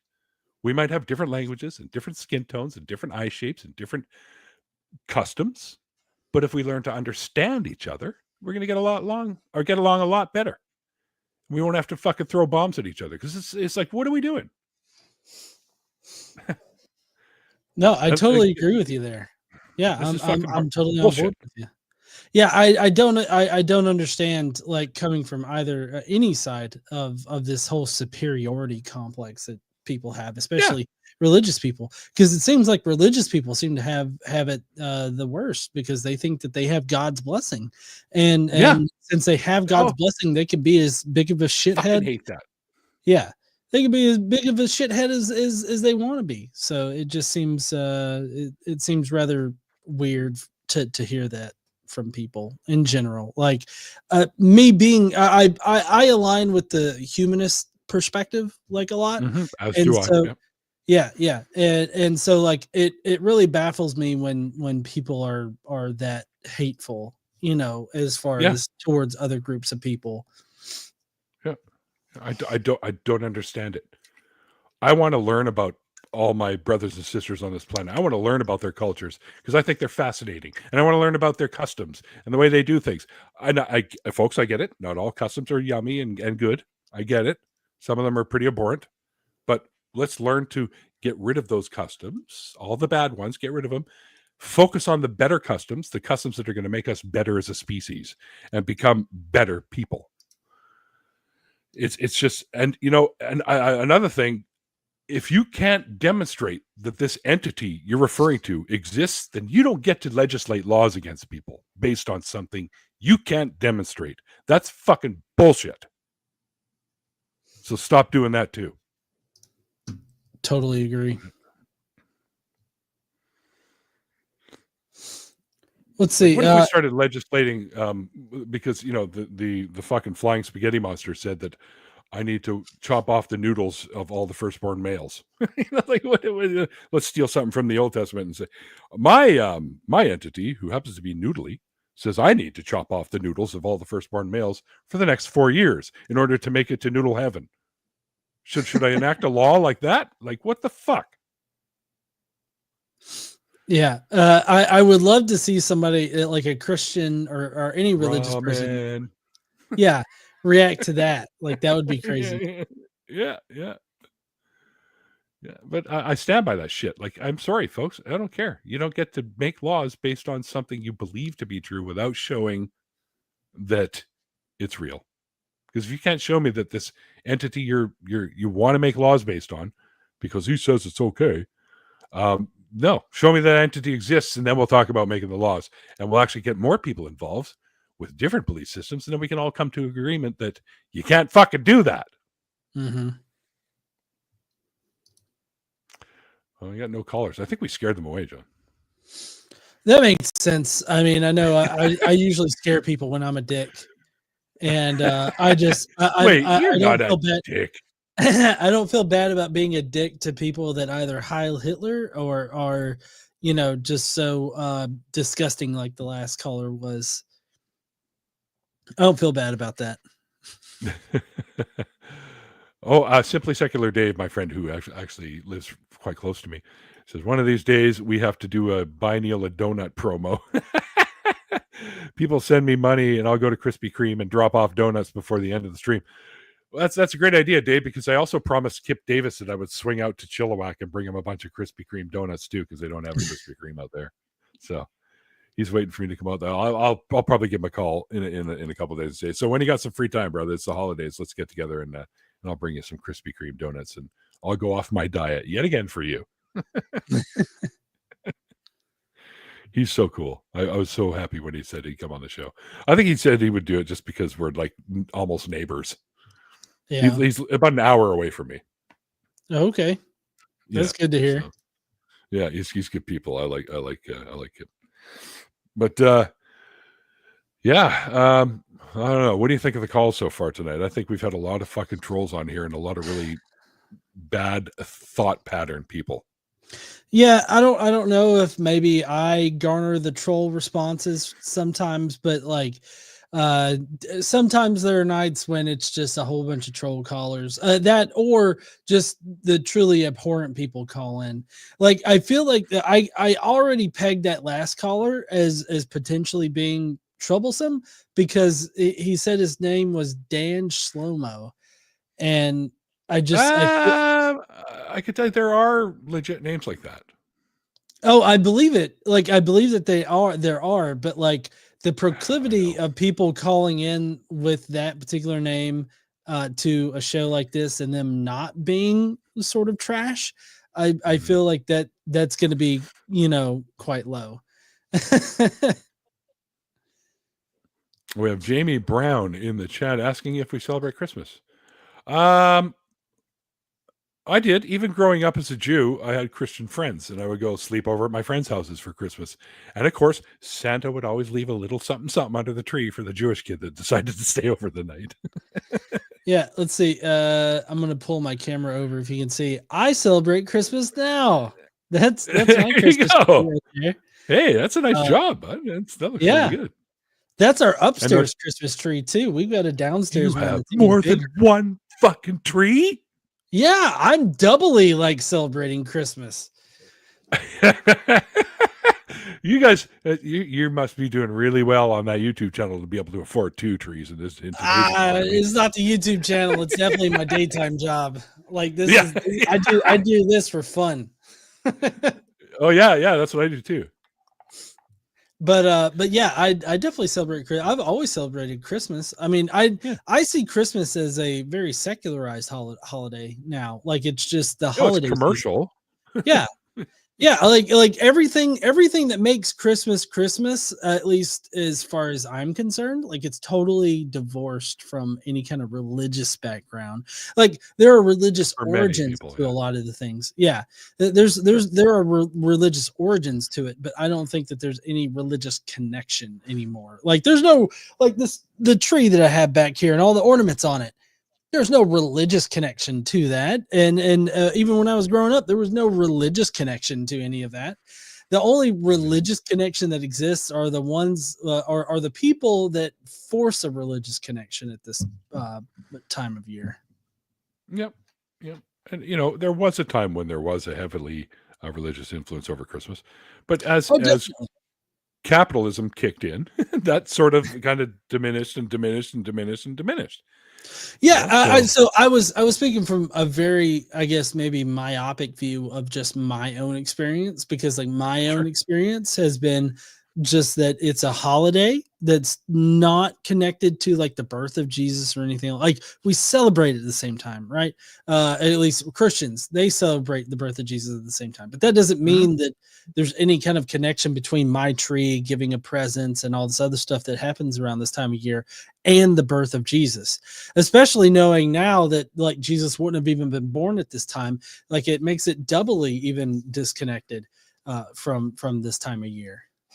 Mm-hmm. And let's remember, many of the symbols of Christmas were borrowed from belief systems around them at the time as well. So more like absconded, if you ask me. They just said, you know what, we like that. We're going to take that. The bow of the holly thing. Yeah, we're going to borrow that. So yeah, Darren Lemon had left us a super chat for $10. Thank you, Darren. Also wondering if either of you have heard of Dr. Alman Hillman, and I can say right now that I have not. And his website, Lady Babylon, and his take on Jesus figure based on his study of ancient Greek for 30 years. Have you heard of this person? Yeah, I'm thinking you may have, because I know you dabble in this. So Yeah, well, I mean, I think I've heard of this Ammon guy, and he's like kind of a culty leader, if I'm not mistaken. I don't know. I'll have to Google it. Thanks for the super chat, Darren, by the way. Did I spell that wrong? No, I don't know. I don't know how to spell that. So as I figured, though, I figure you may have had some knowledge of this. I could easily Google it like right now, but that's a new one on me in the whole Jesus, if you want to call it mysticism. I don't know. So. Well, there's definitely there definitely is a lot of like Greek and Roman influence on the mythology of Christianity, you know. Yeah, and your app speaks a lot of that, the Christus or whatever. Yeah, I've got an app that talks about like the mythological beginnings of Christ and Christianity. Great app, people. Yeah, thank you for saying so. I haven't had a lot of time to work on it lately, and so like I know that I have a lot of work to do on it that I want to do on it. It's just a matter of having time to actually devote to it.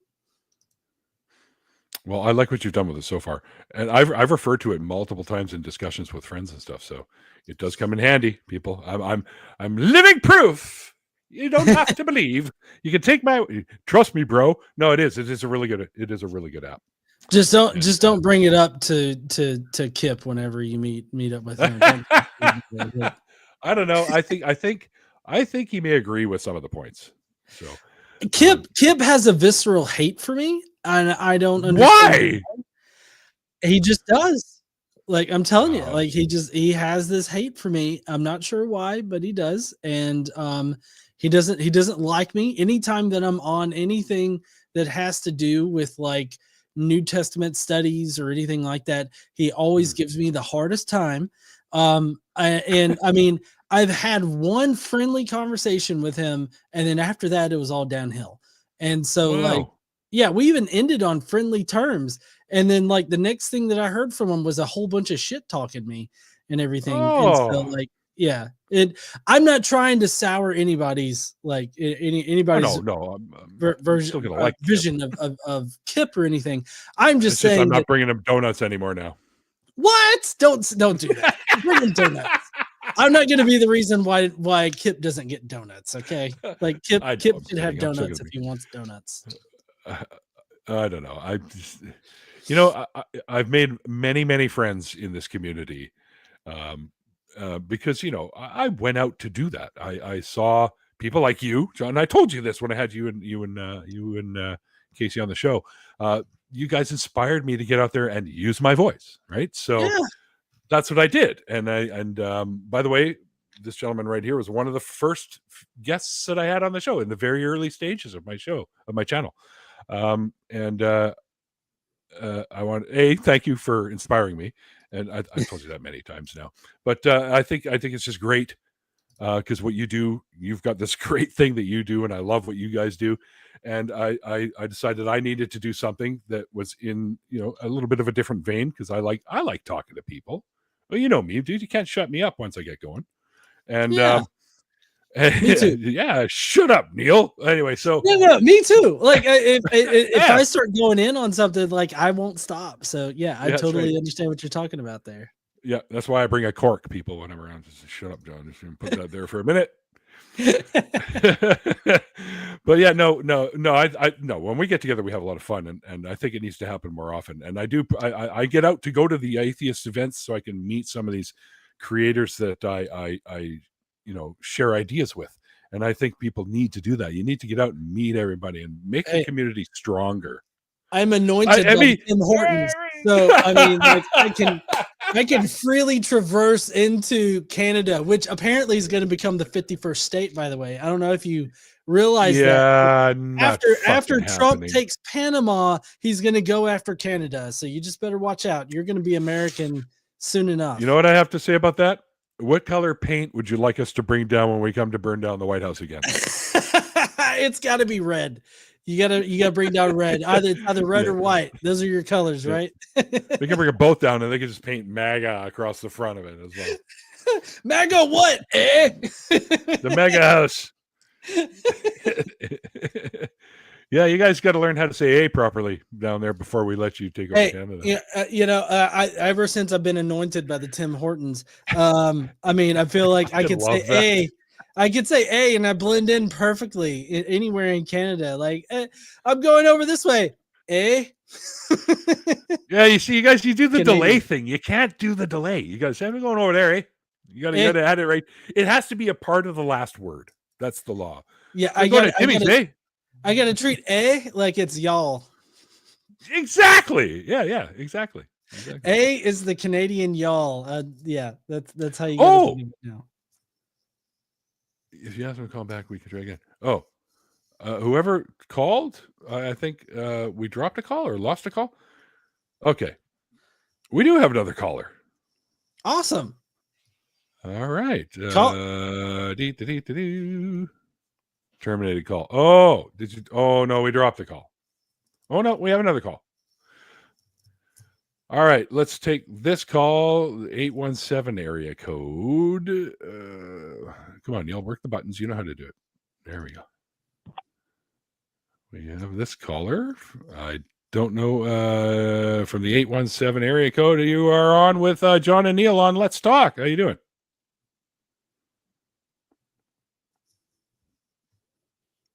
Yes, no, maybe. Hello? You done your Christmas shopping? What's up, eh? Well, we have Jamie Brown in the chat saying that they're going to call back. What's up, eh? How's it going, eh? How you doing there? You gotta come up here to Canada and have some back bacon and poutine with us. We're gonna do some Jimmy's never gonna go all out to maybe just have a giver. Y'all get creative with that fucking poutine up there. I'm telling you. Oh yeah, we do. Yeah, we do. Yeah. Well, so when I was in Canada, I got some pretty nice beer while I was there, but also had various different versions of poutine. And tons. Yeah, as a diabetic, that's dangerous for me. Indeed. The true what poutine is fries, gravy, cheese curds. That's poutine. But of course, we take liberty with it. And as it spreads across Canada, people in BC go, why don't we throw some fucking fresh salmon in there? Why don't we throw some fucking, they make up, we can bacon. And bacon, hell yeah, bacon poutine or pulled pork poutine. Yeah. Dude. Oh. There was one place we went to over in Niagara, the Canadian side of Niagara Falls. Sorry. On the Canadian side of Niagara Falls, we had poutine at a place. It was a local place that was suggested to us by Vice Rhino, because he's kind of local to that area. And I trust that guy.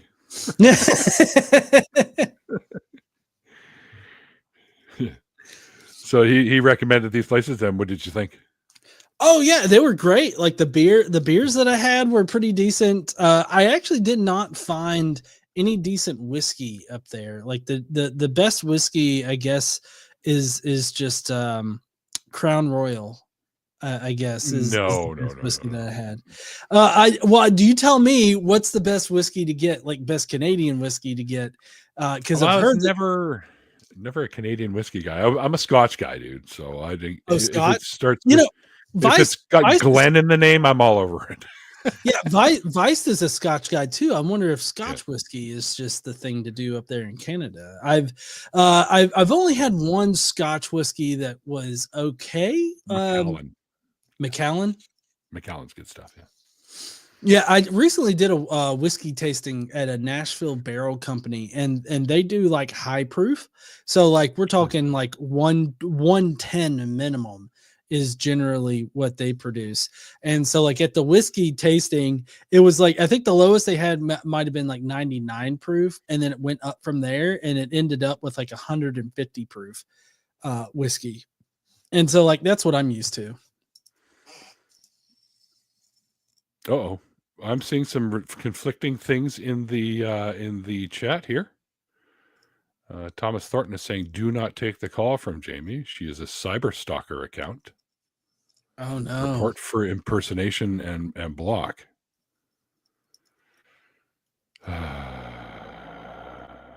2 calls. If you can't hear them, then drop them. I don't want to take calls from somebody like that. So I don't know why we can't seem to screen callers right now, but which kind of sucks because I still got time to kill.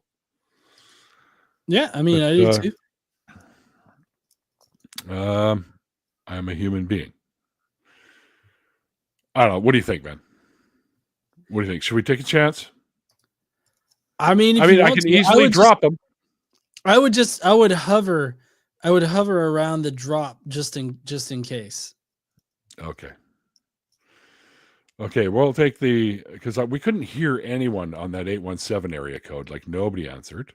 Yeah. Well, so I would say if the callers can't hear you, call screener, then maybe if you dropped and then came back, it might work. Turning it off and on usually works most of the time. Did you try unplugging it?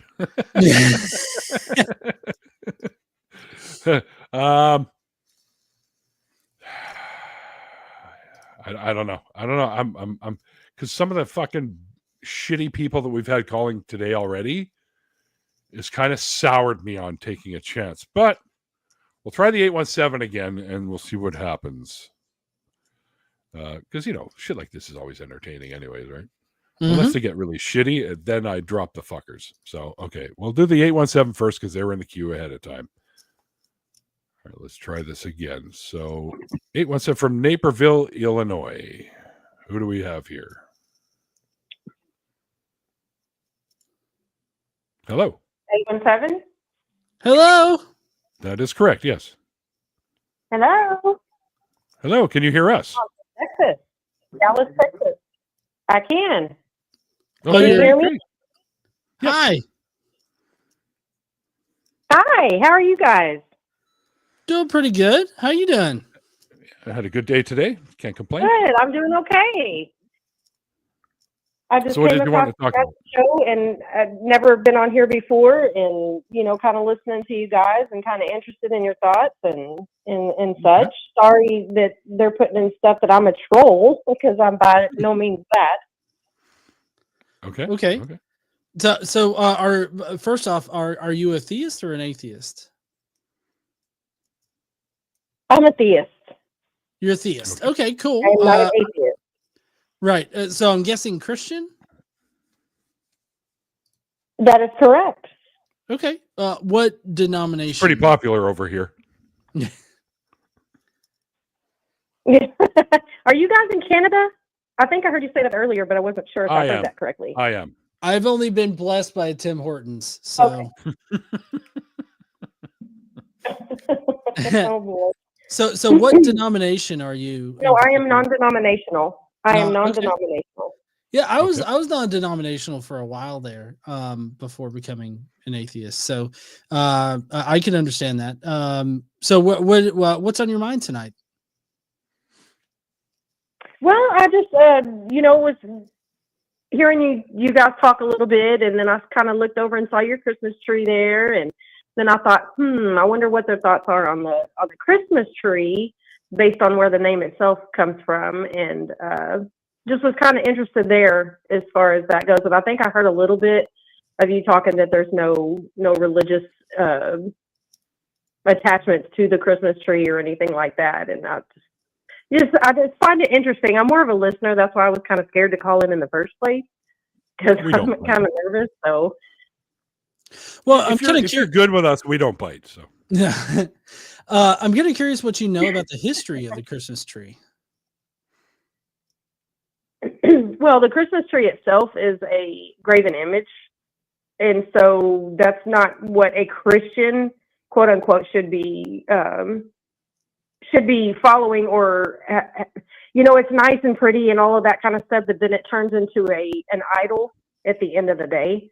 That's not what Christmas actually is all about. It's not about the tree and decorating it and all the gifts and everything like that. People turn that. What's Christmas for you? Like, what does Christmas mean? Yeah. What do you think should be the primary focus at Christmas for you? Christmas for me is celebrating. We don't know the actual birth of Jesus, like you mentioned earlier, but we do know that he was born, and it's supposed to be a celebration and thanks for pardon me, bringing him into our lives and helping us navigate this horrible life that we have to live. Well, see, that highlights the difference between the both of us there, Jamie. Well, see, that highlights the difference between the both of us, because I don't think that I've had a horrible life, and I don't think that I live a horrible life. I'm actually pretty happy with my life. Like, obviously, you know, like I'm in therapy and all this other stuff, but I mean, like, as far as my life goes, like I'm a pretty good guy. Like, I inspired Neil here to like stand up and use his voice in order to positively affect other people in his life, and I'd strive every day to have positive influence on the people that I interact with. And so like I don't find myself to have a miserable life. And at this point in time, like I don't think about some dead Jew you know, that died in, you know, 33 CE or allegedly. I don't think about that at all. Like what I think about is like how I can best, you know, improve other people's lives around me and best positively affect those around me. So like I don't know.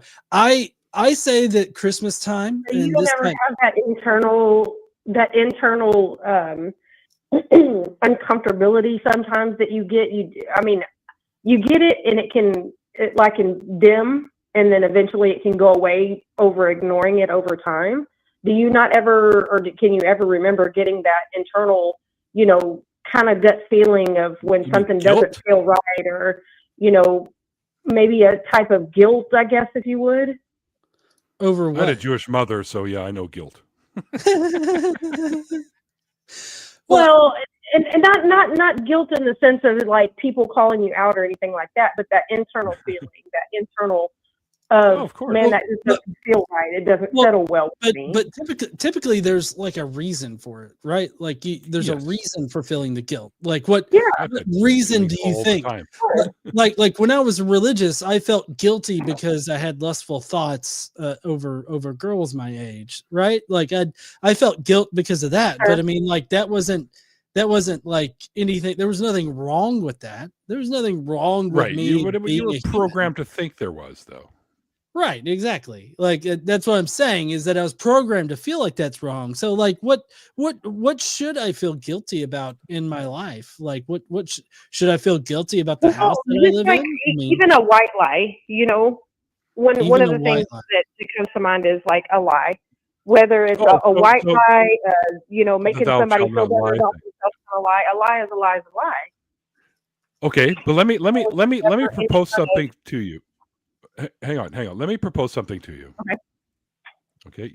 Let's say you're a fruit stand guy in the olden days, and you see a couple of kids come up and they steal some fruit from you and they run away real quick, and you chase them, and you see that this little guy has stolen some fruit from you, and he has given it to a bunch of other kids that have no parents and they're hungry and they're hiding out in some hovel somewhere, just trying to stay warm, just trying to stay safe. And what this kid does, he did it because he felt bad for these kids, and now they have an apple that they can eat and at least get through another day. Do we still consider that kind of stealing bad? You know, when it's children, we have to think of it on a different level, I think, because children are learning. Aren't they just yes, they do know. They know between right and wrong for the most part, but at the same time, let's say it was a father that did it for his kids. Now, you know. What if it was a father that did it?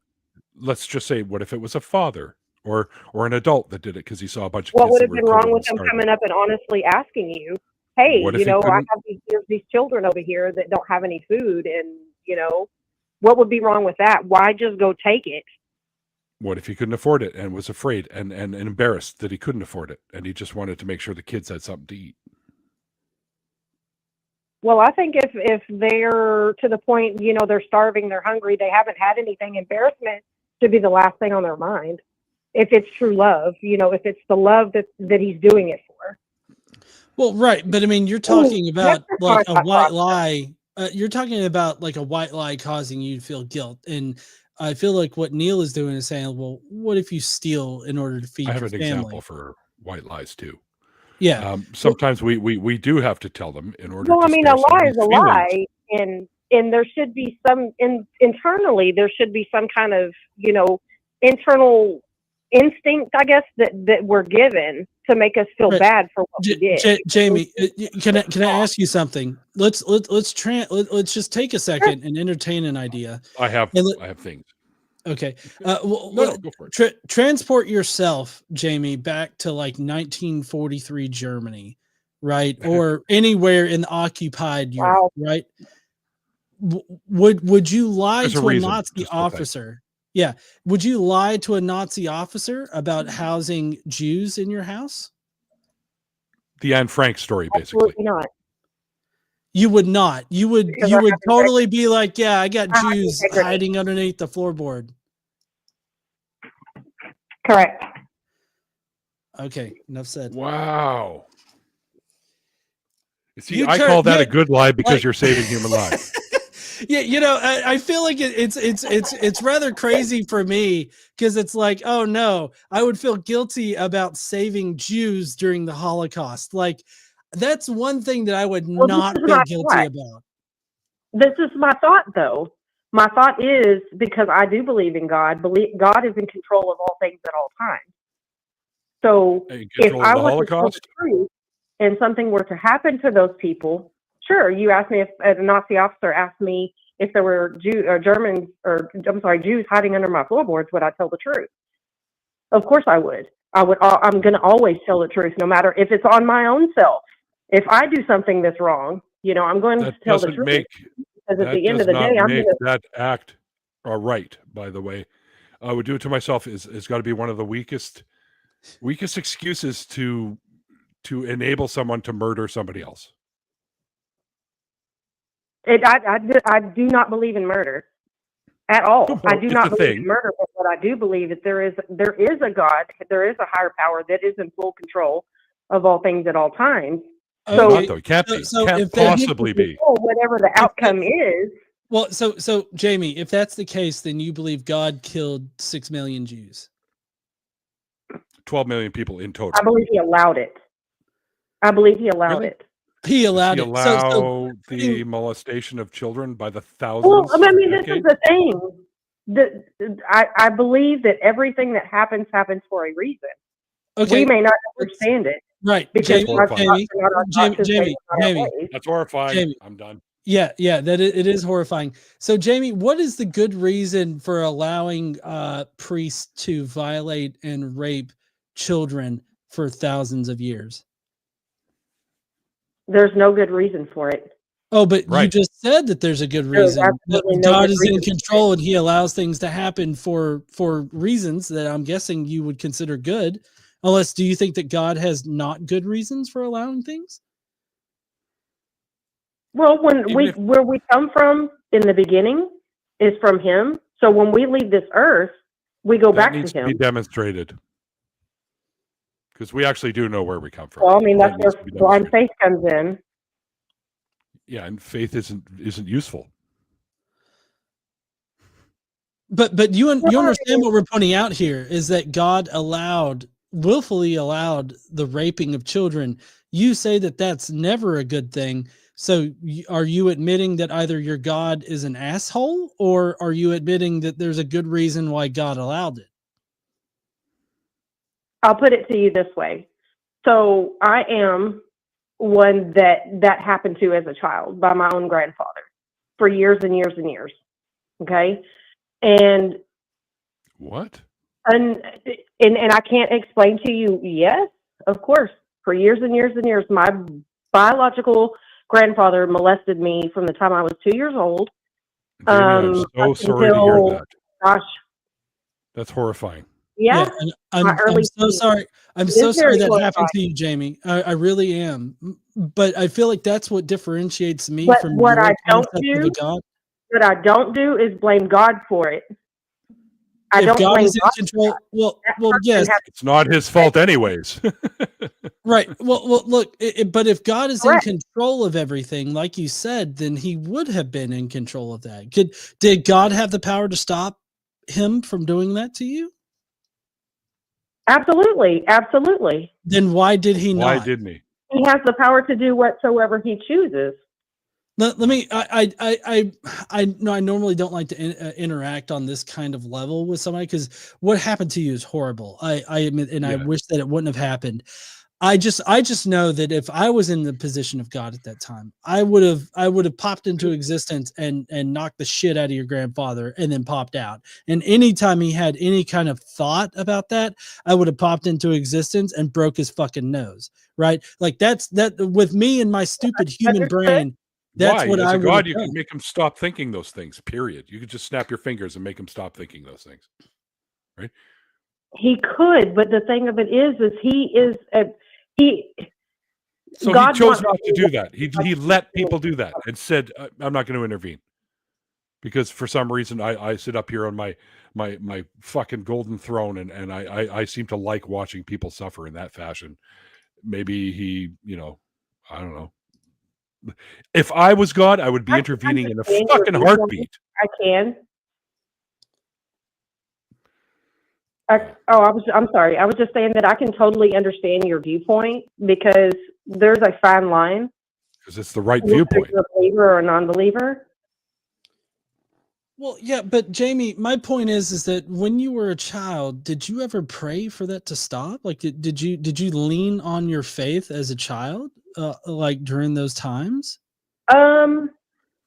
No, because at that time I was unaware. Like, I didn't know to pray about things. I didn't know because my family, they claimed to believe in God, but we never went to church. We never did this. And God only came in useful when it was beneficial. And so at that time, I didn't know that, but what it did do is it caused me to have these dreams. And I had these reoccurring dreams that would happen all too often, that in my dream, there would be this man that would appear to me naked, and it was Jesus. And I could never understand it. And I understand now as an adult where that came from. Because do you understand how dreams work? Trying to happen. Do you understand how dreams work? What the purpose of dreams are? Because neuroscience understands what the purpose. I know that there's stressful dreams. I know that there's stressful dreams. I know that there's like fear dreams when like you're flying and stuff like that when you're trying to escape your whatever it is. Everyone has dreams like that. So I do know a little bit about it. But there are reasons behind them. There are neurological reasons behind what the way we dream these things. Yeah. There's nothing to reflect. There's nothing you can't say. I had a dream, and it means something in reality because it doesn't. Your dreams and the real world are separate entities. Your dreams can reflect upon things in the real world, but they don't mean anything in the real world. There's basically a way for your body to flush out information. And sometimes it can be scary. Sometimes it could be enlightening. Sometimes it can be fun. Sometimes it can be whatever. But your body flushes out information that it no longer requires. And that's what dreams are about, for the most part. Right. It's like a decompression. Yep. And sometimes recurring dreams happen because that same type of emotional stress or biological stress even happens to you. And you keep having these recurring dreams because your body keeps flushing that shit away because it's doing you harm. Stress can do you harm. Right. Oh, absolutely. I totally agree with that. But I'm just wondering, Jamie, do you understand what we're saying, like about God and the claim that God is in control of everything, but at the same time, he allows horrible things to happen, like what happened to you? I mean, if so, like any others. Right. I mean, if you were in the position of God and you knew that was wrong, would you allow that to happen to, anybody that you know, or any child ever that exists out there? Like, if you saw that happening to a child, would you stop that?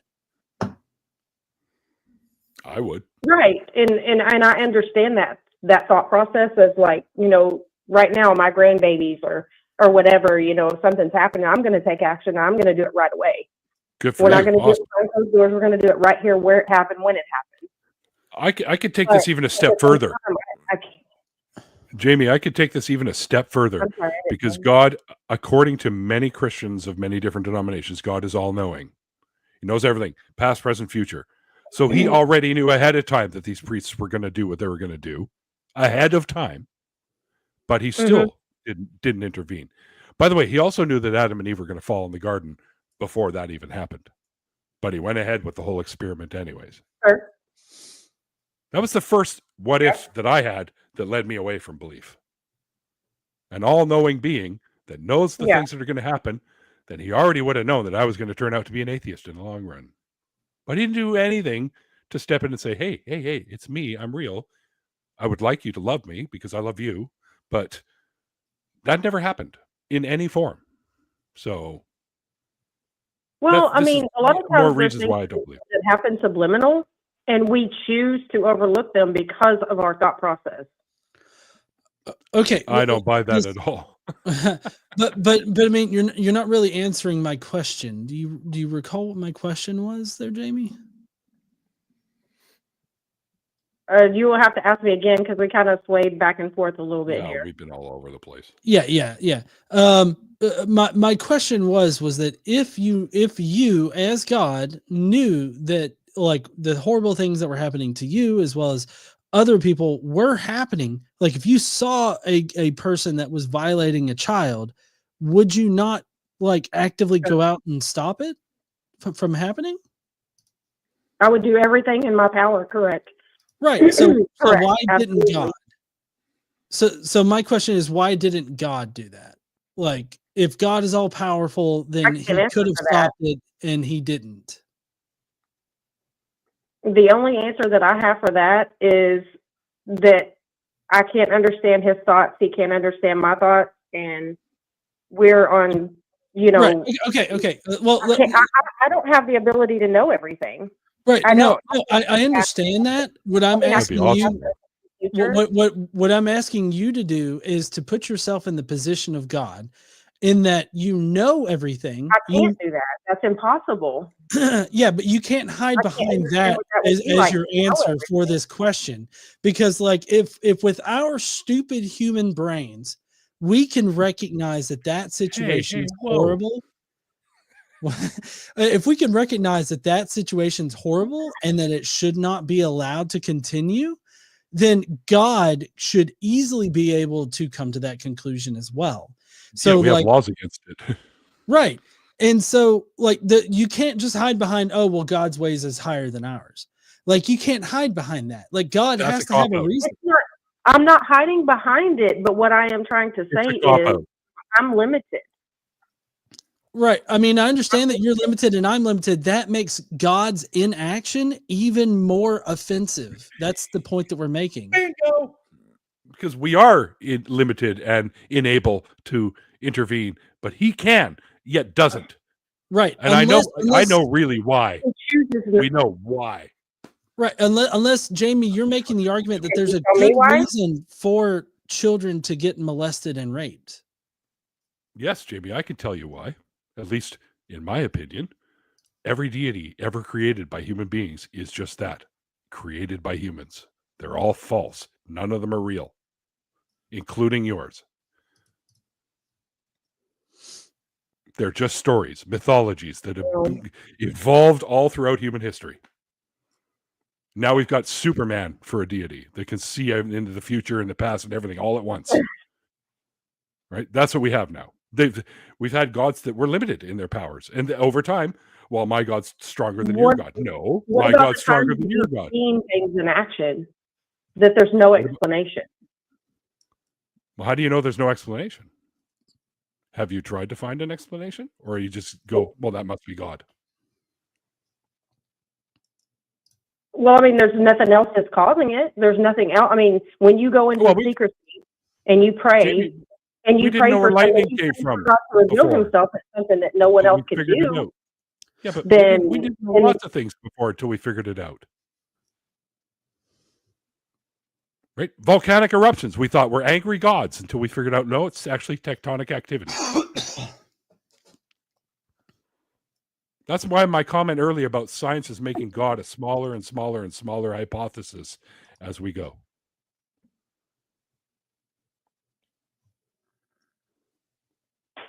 I just don't have it in me to agree with that. Well, so I get that. I get that. Well, I mean, so Jamie, do you think that God is necessary for like rain to occur? I think that without God, the possibility of rain is not there.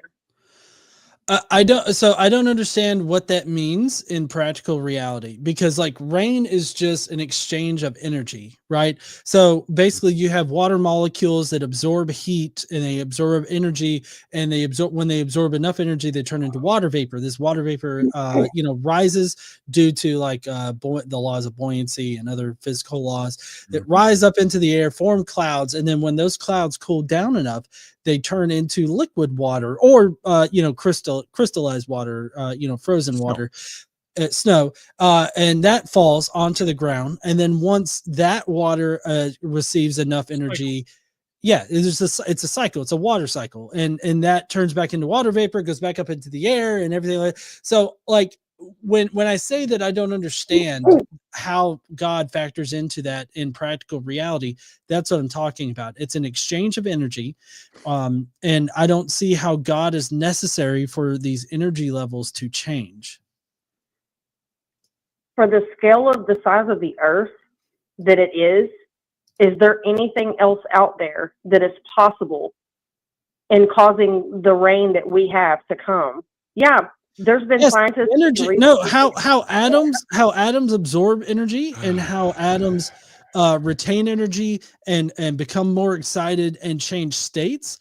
Like that's what I'm talking about. That doesn't require some huge force out there. That just requires a basic concept of how energy operates in reality. It's physics. It's basically weather physics. You know, there's a planet out there where it rains diamonds. Oh, really? Yep. I would love to go there. Yeah, no shit, right? That'd be awesome. Yeah. Well, it would tear the shit out of your skin. Yeah. So when you asked me the question, did I think that God was necessary for it to rain on the scale of the earth? Yeah. I mean, what entity or what human being do you know that has made it to where that it can rain? No, you realize that humans have been able to make clouds inside of like buildings and stuff, right? Like you can go out there on Google and you can see an art series where a guy created clouds inside of a structure. So like we can do those things. Like cloud seeding is a technology that's been used in order to like bring rain to very very drought heavy areas. So like these are things that have occurred. Yeah, but not on a scale of, I don't know what that means. Or getting the same. I don't know what that means. Send the rain clouds to where people need the rain clouds too. Like if it's him causing the rain, why isn't he sending it to where the drought stricken areas are? Like that doesn't make sense. Exactly, because I'm here in Texas, and it was just a few years ago, or several different times in my lifetime here, where it has been drought so bad that all the crops died because, as you know, it gets very hot here, and when we go through 90 days, 120 days with no rain, then why are they not able to form these clouds out here and make it rain so that these crops don't die? Well, right. I mean, there's practical like physics that can explain that to you, as to why clouds don't form. Though I mean, like they're wanting to do everything they can to preserve what they have, so that they can sell these to the markets and stuff like that, so that people can eat. But they don't. They just allow it to die, and then it becomes news because all of these crops died. Right. Okay. Let's get back to the actual question at hand. I don't understand what you mean by what else could make water turn into water vapor. Like what bigger force out there? We're talking about on the level of atoms and how atoms absorb energy. Sorry, what's that, Neil? How to make water? I mean, well, we've done it before in the lab too. Well, yeah, we've made water, but like we don't need to make water in a lab because water can form naturally out in nature. I know, but still. Right. I get where you're coming from with that. But I guess my point is that I just don't understand like where you're coming from, Jamie, on this, because I don't see the need for any kind of big like force or intelligent entity to make it rain when literally the water cycle is just an exchange of energy. Are you saying that in order for energy to be exchanged and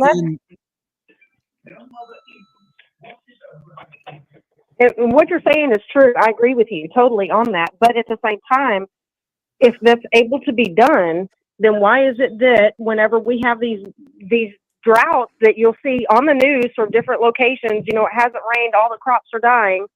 If they're able to make it rain on a global setting, why are they not doing it? I don't know what that means, Jamie. I know what she's trying to say, and I can answer that for you. It is a very, very expensive process. That is why you're not seeing it happen more often. They have done it in the past. They have brought machinery to create. So they're willing to let people die because they're not willing to spend the money to make it rain on crops. Yeah, well, talk to the 1%. There's nothing I can do about that. But your deity doesn't need any money to make it happen, yet he still doesn't. Of course he doesn't. Yeah, what do you mean, of course? You're making him sound worse and worse. So... Well, I mean, I'm not that I'm trying to make him sound worse. It's more so I think that it's not what you want to hear. Can you be after slaughtering everyone with a flood anyways, I guess, right? Including pregnant women and babies. Yeah, I understand. I totally understand. But I also know that everyone on this planet has a choice. They have a choice. And choice for what? Regardless of what their choice is, that is what, they have to go by. That's what they go by, what they choose to go by. Okay, you do realize that you can't actually choose your beliefs, right? You either are convinced of something or you're not. Well, you can have an open mind or you can have a closed mind. Yeah, that one rubs way too close to the no true fill in the blank fallacy to me, because I tried and wanted to believe, but I couldn't because nothing was giving me any reason to believe. So I was trying to believe, but I couldn't. And I couldn't decide to just for the fuck of it, because that just didn't seem like it was fair to me.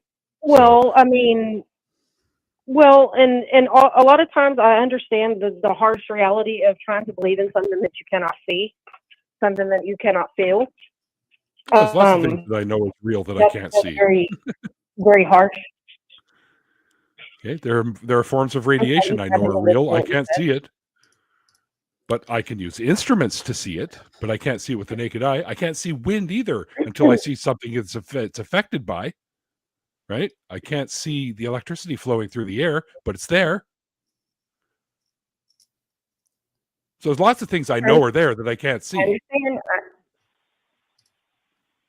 Yeah, and I'm not trying to rub you guys the wrong way. I'm really not. I just wanted to, call in and see what your thoughts were. This channel just came across my feed, and I thought, sorry?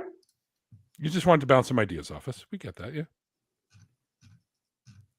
Yeah, that's all I wanted to do. I wanted to see what, kind of your first started out with Christmas, because you don't believe in a deity. So, and I saw the Christmas tree there, and I thought, a lot of people use Christmas trees to celebrate Christmas, and I mean, too much tinsel can be a bad idea, especially if you got cats or dogs, because it ends up coming out the other end when they're done with it. So. Nobody likes pulling tinsel out of the butts of animals, right? So. Yeah, that is very true. That is very true. Jamie, I would just implore you to think a little bit more about like the whole problem of suffering and evil.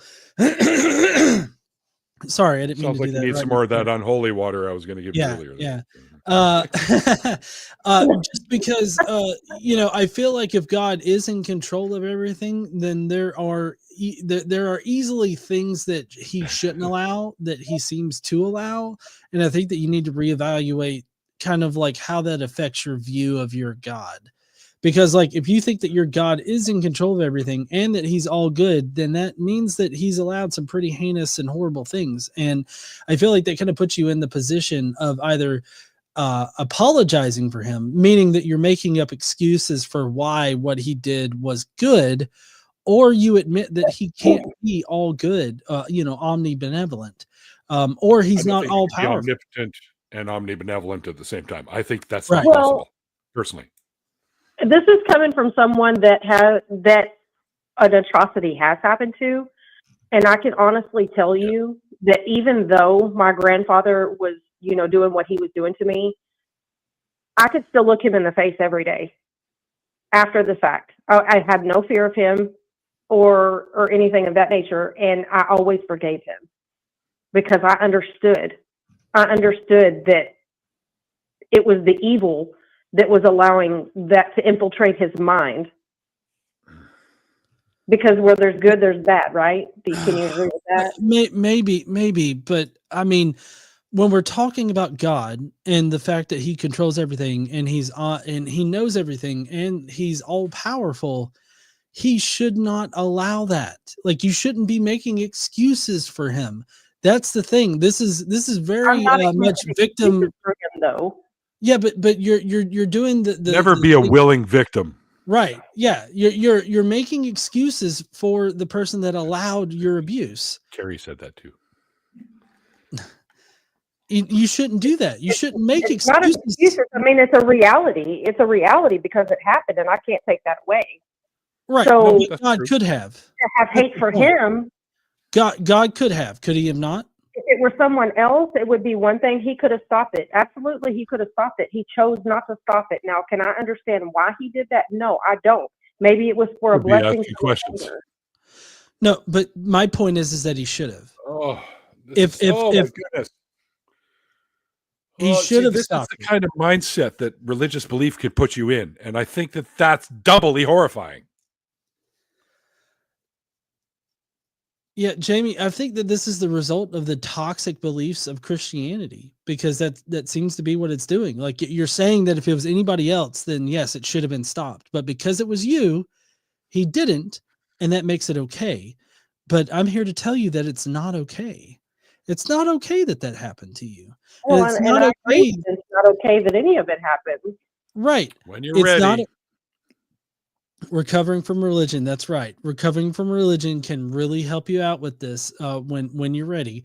But I'm just telling you, Jamie, that it shouldn't have happened to you. And if anybody with our stupid, human brains, with our restricted human brains, our monkey brains, if we can identify that it shouldn't have happened to you and that we would have stopped it, then that most definitely occurred to God that he could and that he should, but he chose not to. So if you're going to sit there and tell me that there's a good reason for it to happen, I think that you need to reevaluate every day your view. Yeah, you need to reevaluate your worldview on that, because that is a toxic, that's a result of toxic religious belief. And then you get even worse douchebags like Duke Duck in the fucking chat thinking that a higher power should conform to what they believe. No. What higher power? What's a higher power? If it's power, we can measure it, Duke, and we haven't measured your God. So go fuck yourself. And I'll tell you what, I don't care if we shouldn't be thinking for a higher power, but I'm going to tell you this right now. If I had the ability to step in when somebody was being molested or raped or whatever the case, I would do so, even at the risk of my own life being taken, because I think it's horrific. And I think if your all-knowing, all-present fucking deity doesn't do that, then you're worshiping the wrong fucking deity. Bottom line.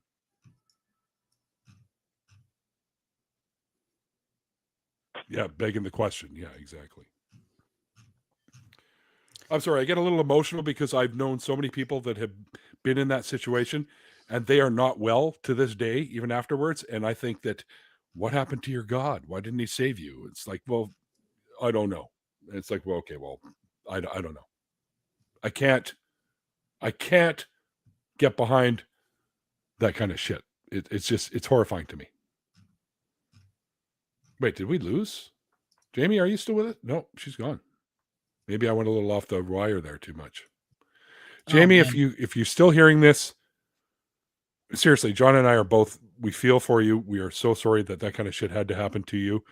And as I said earlier, I'm even doubly sorry that the belief system that you were born into made you ultimately think in the fashion that you do, and let shit like that slide. I can't get behind that kind of an ideology. I just can't. Any deity to allow this shit to happen, not worth worship, and you should fucking kick him to the curb. Bottom line. I totally agree about that. So, yeah, and I think that we've ultimately had a lot of good calls tonight, with sans the bad ones. The fucking trolls that we had to hang up on. Yeah. It's been we've been doing this for almost 2.5 hours, brother. Yeah, I know. But it's been fun.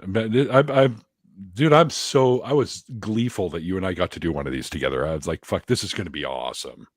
So yeah, I know. I think we got to do this.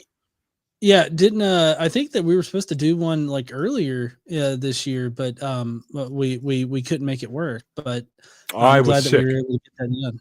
Yeah. It's all my fault. There you go, folks. You can blame this Jew or ex. I consider myself still culturally Jewish because I still enjoy like matzo ball soup and potato latkes and playing dreidel. But other than that, I don't have the beliefs that go with it. But the food, hell yeah. Yeah. I guess before we wrap it up, because there's no more calls in the screen. So and Jamie, I don't know how we lost you. Sorry about that. She's probably never going to watch any of our shows ever again, but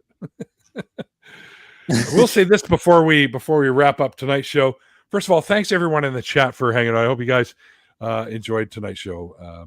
We had fun taking calls, and I saw some of the comments going, all right, this one's boring. Next. Don't say stuff like that. We deal with this stuff. It's ours. We're the ones that deal with it. You don't have to worry. You just have to, if you don't like what's going on, go grab a fucking Coke out of the fridge and come back and see what's happening now. Yeah. It's Caitlin. Hi, Caitlin. I stole your husband for a couple hours. Hope that's okay. Oh yeah. She was fine with it. I mean, reluctantly fine, but she was fine. Reluctantly. Oh geez, I got a cake song running through my head now. Anyway,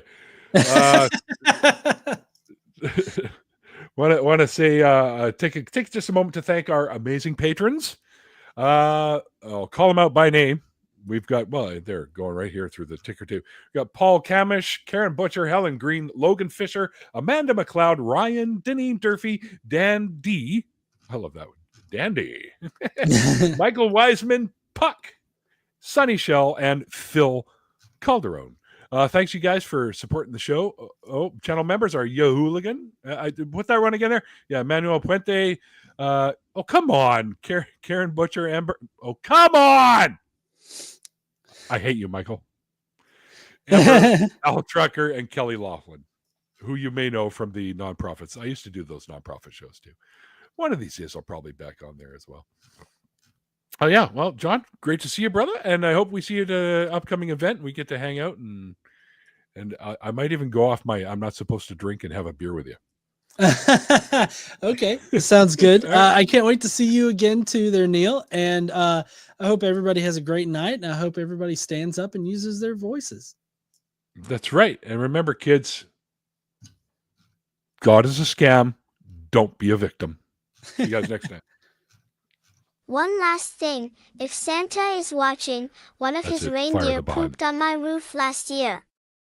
I don't know which one, but it better not happen again. P.S. Why don't you use the door this time? And to the viewers that have stuck with us, happy holidays everyone. Don't forget to like and comment on the video.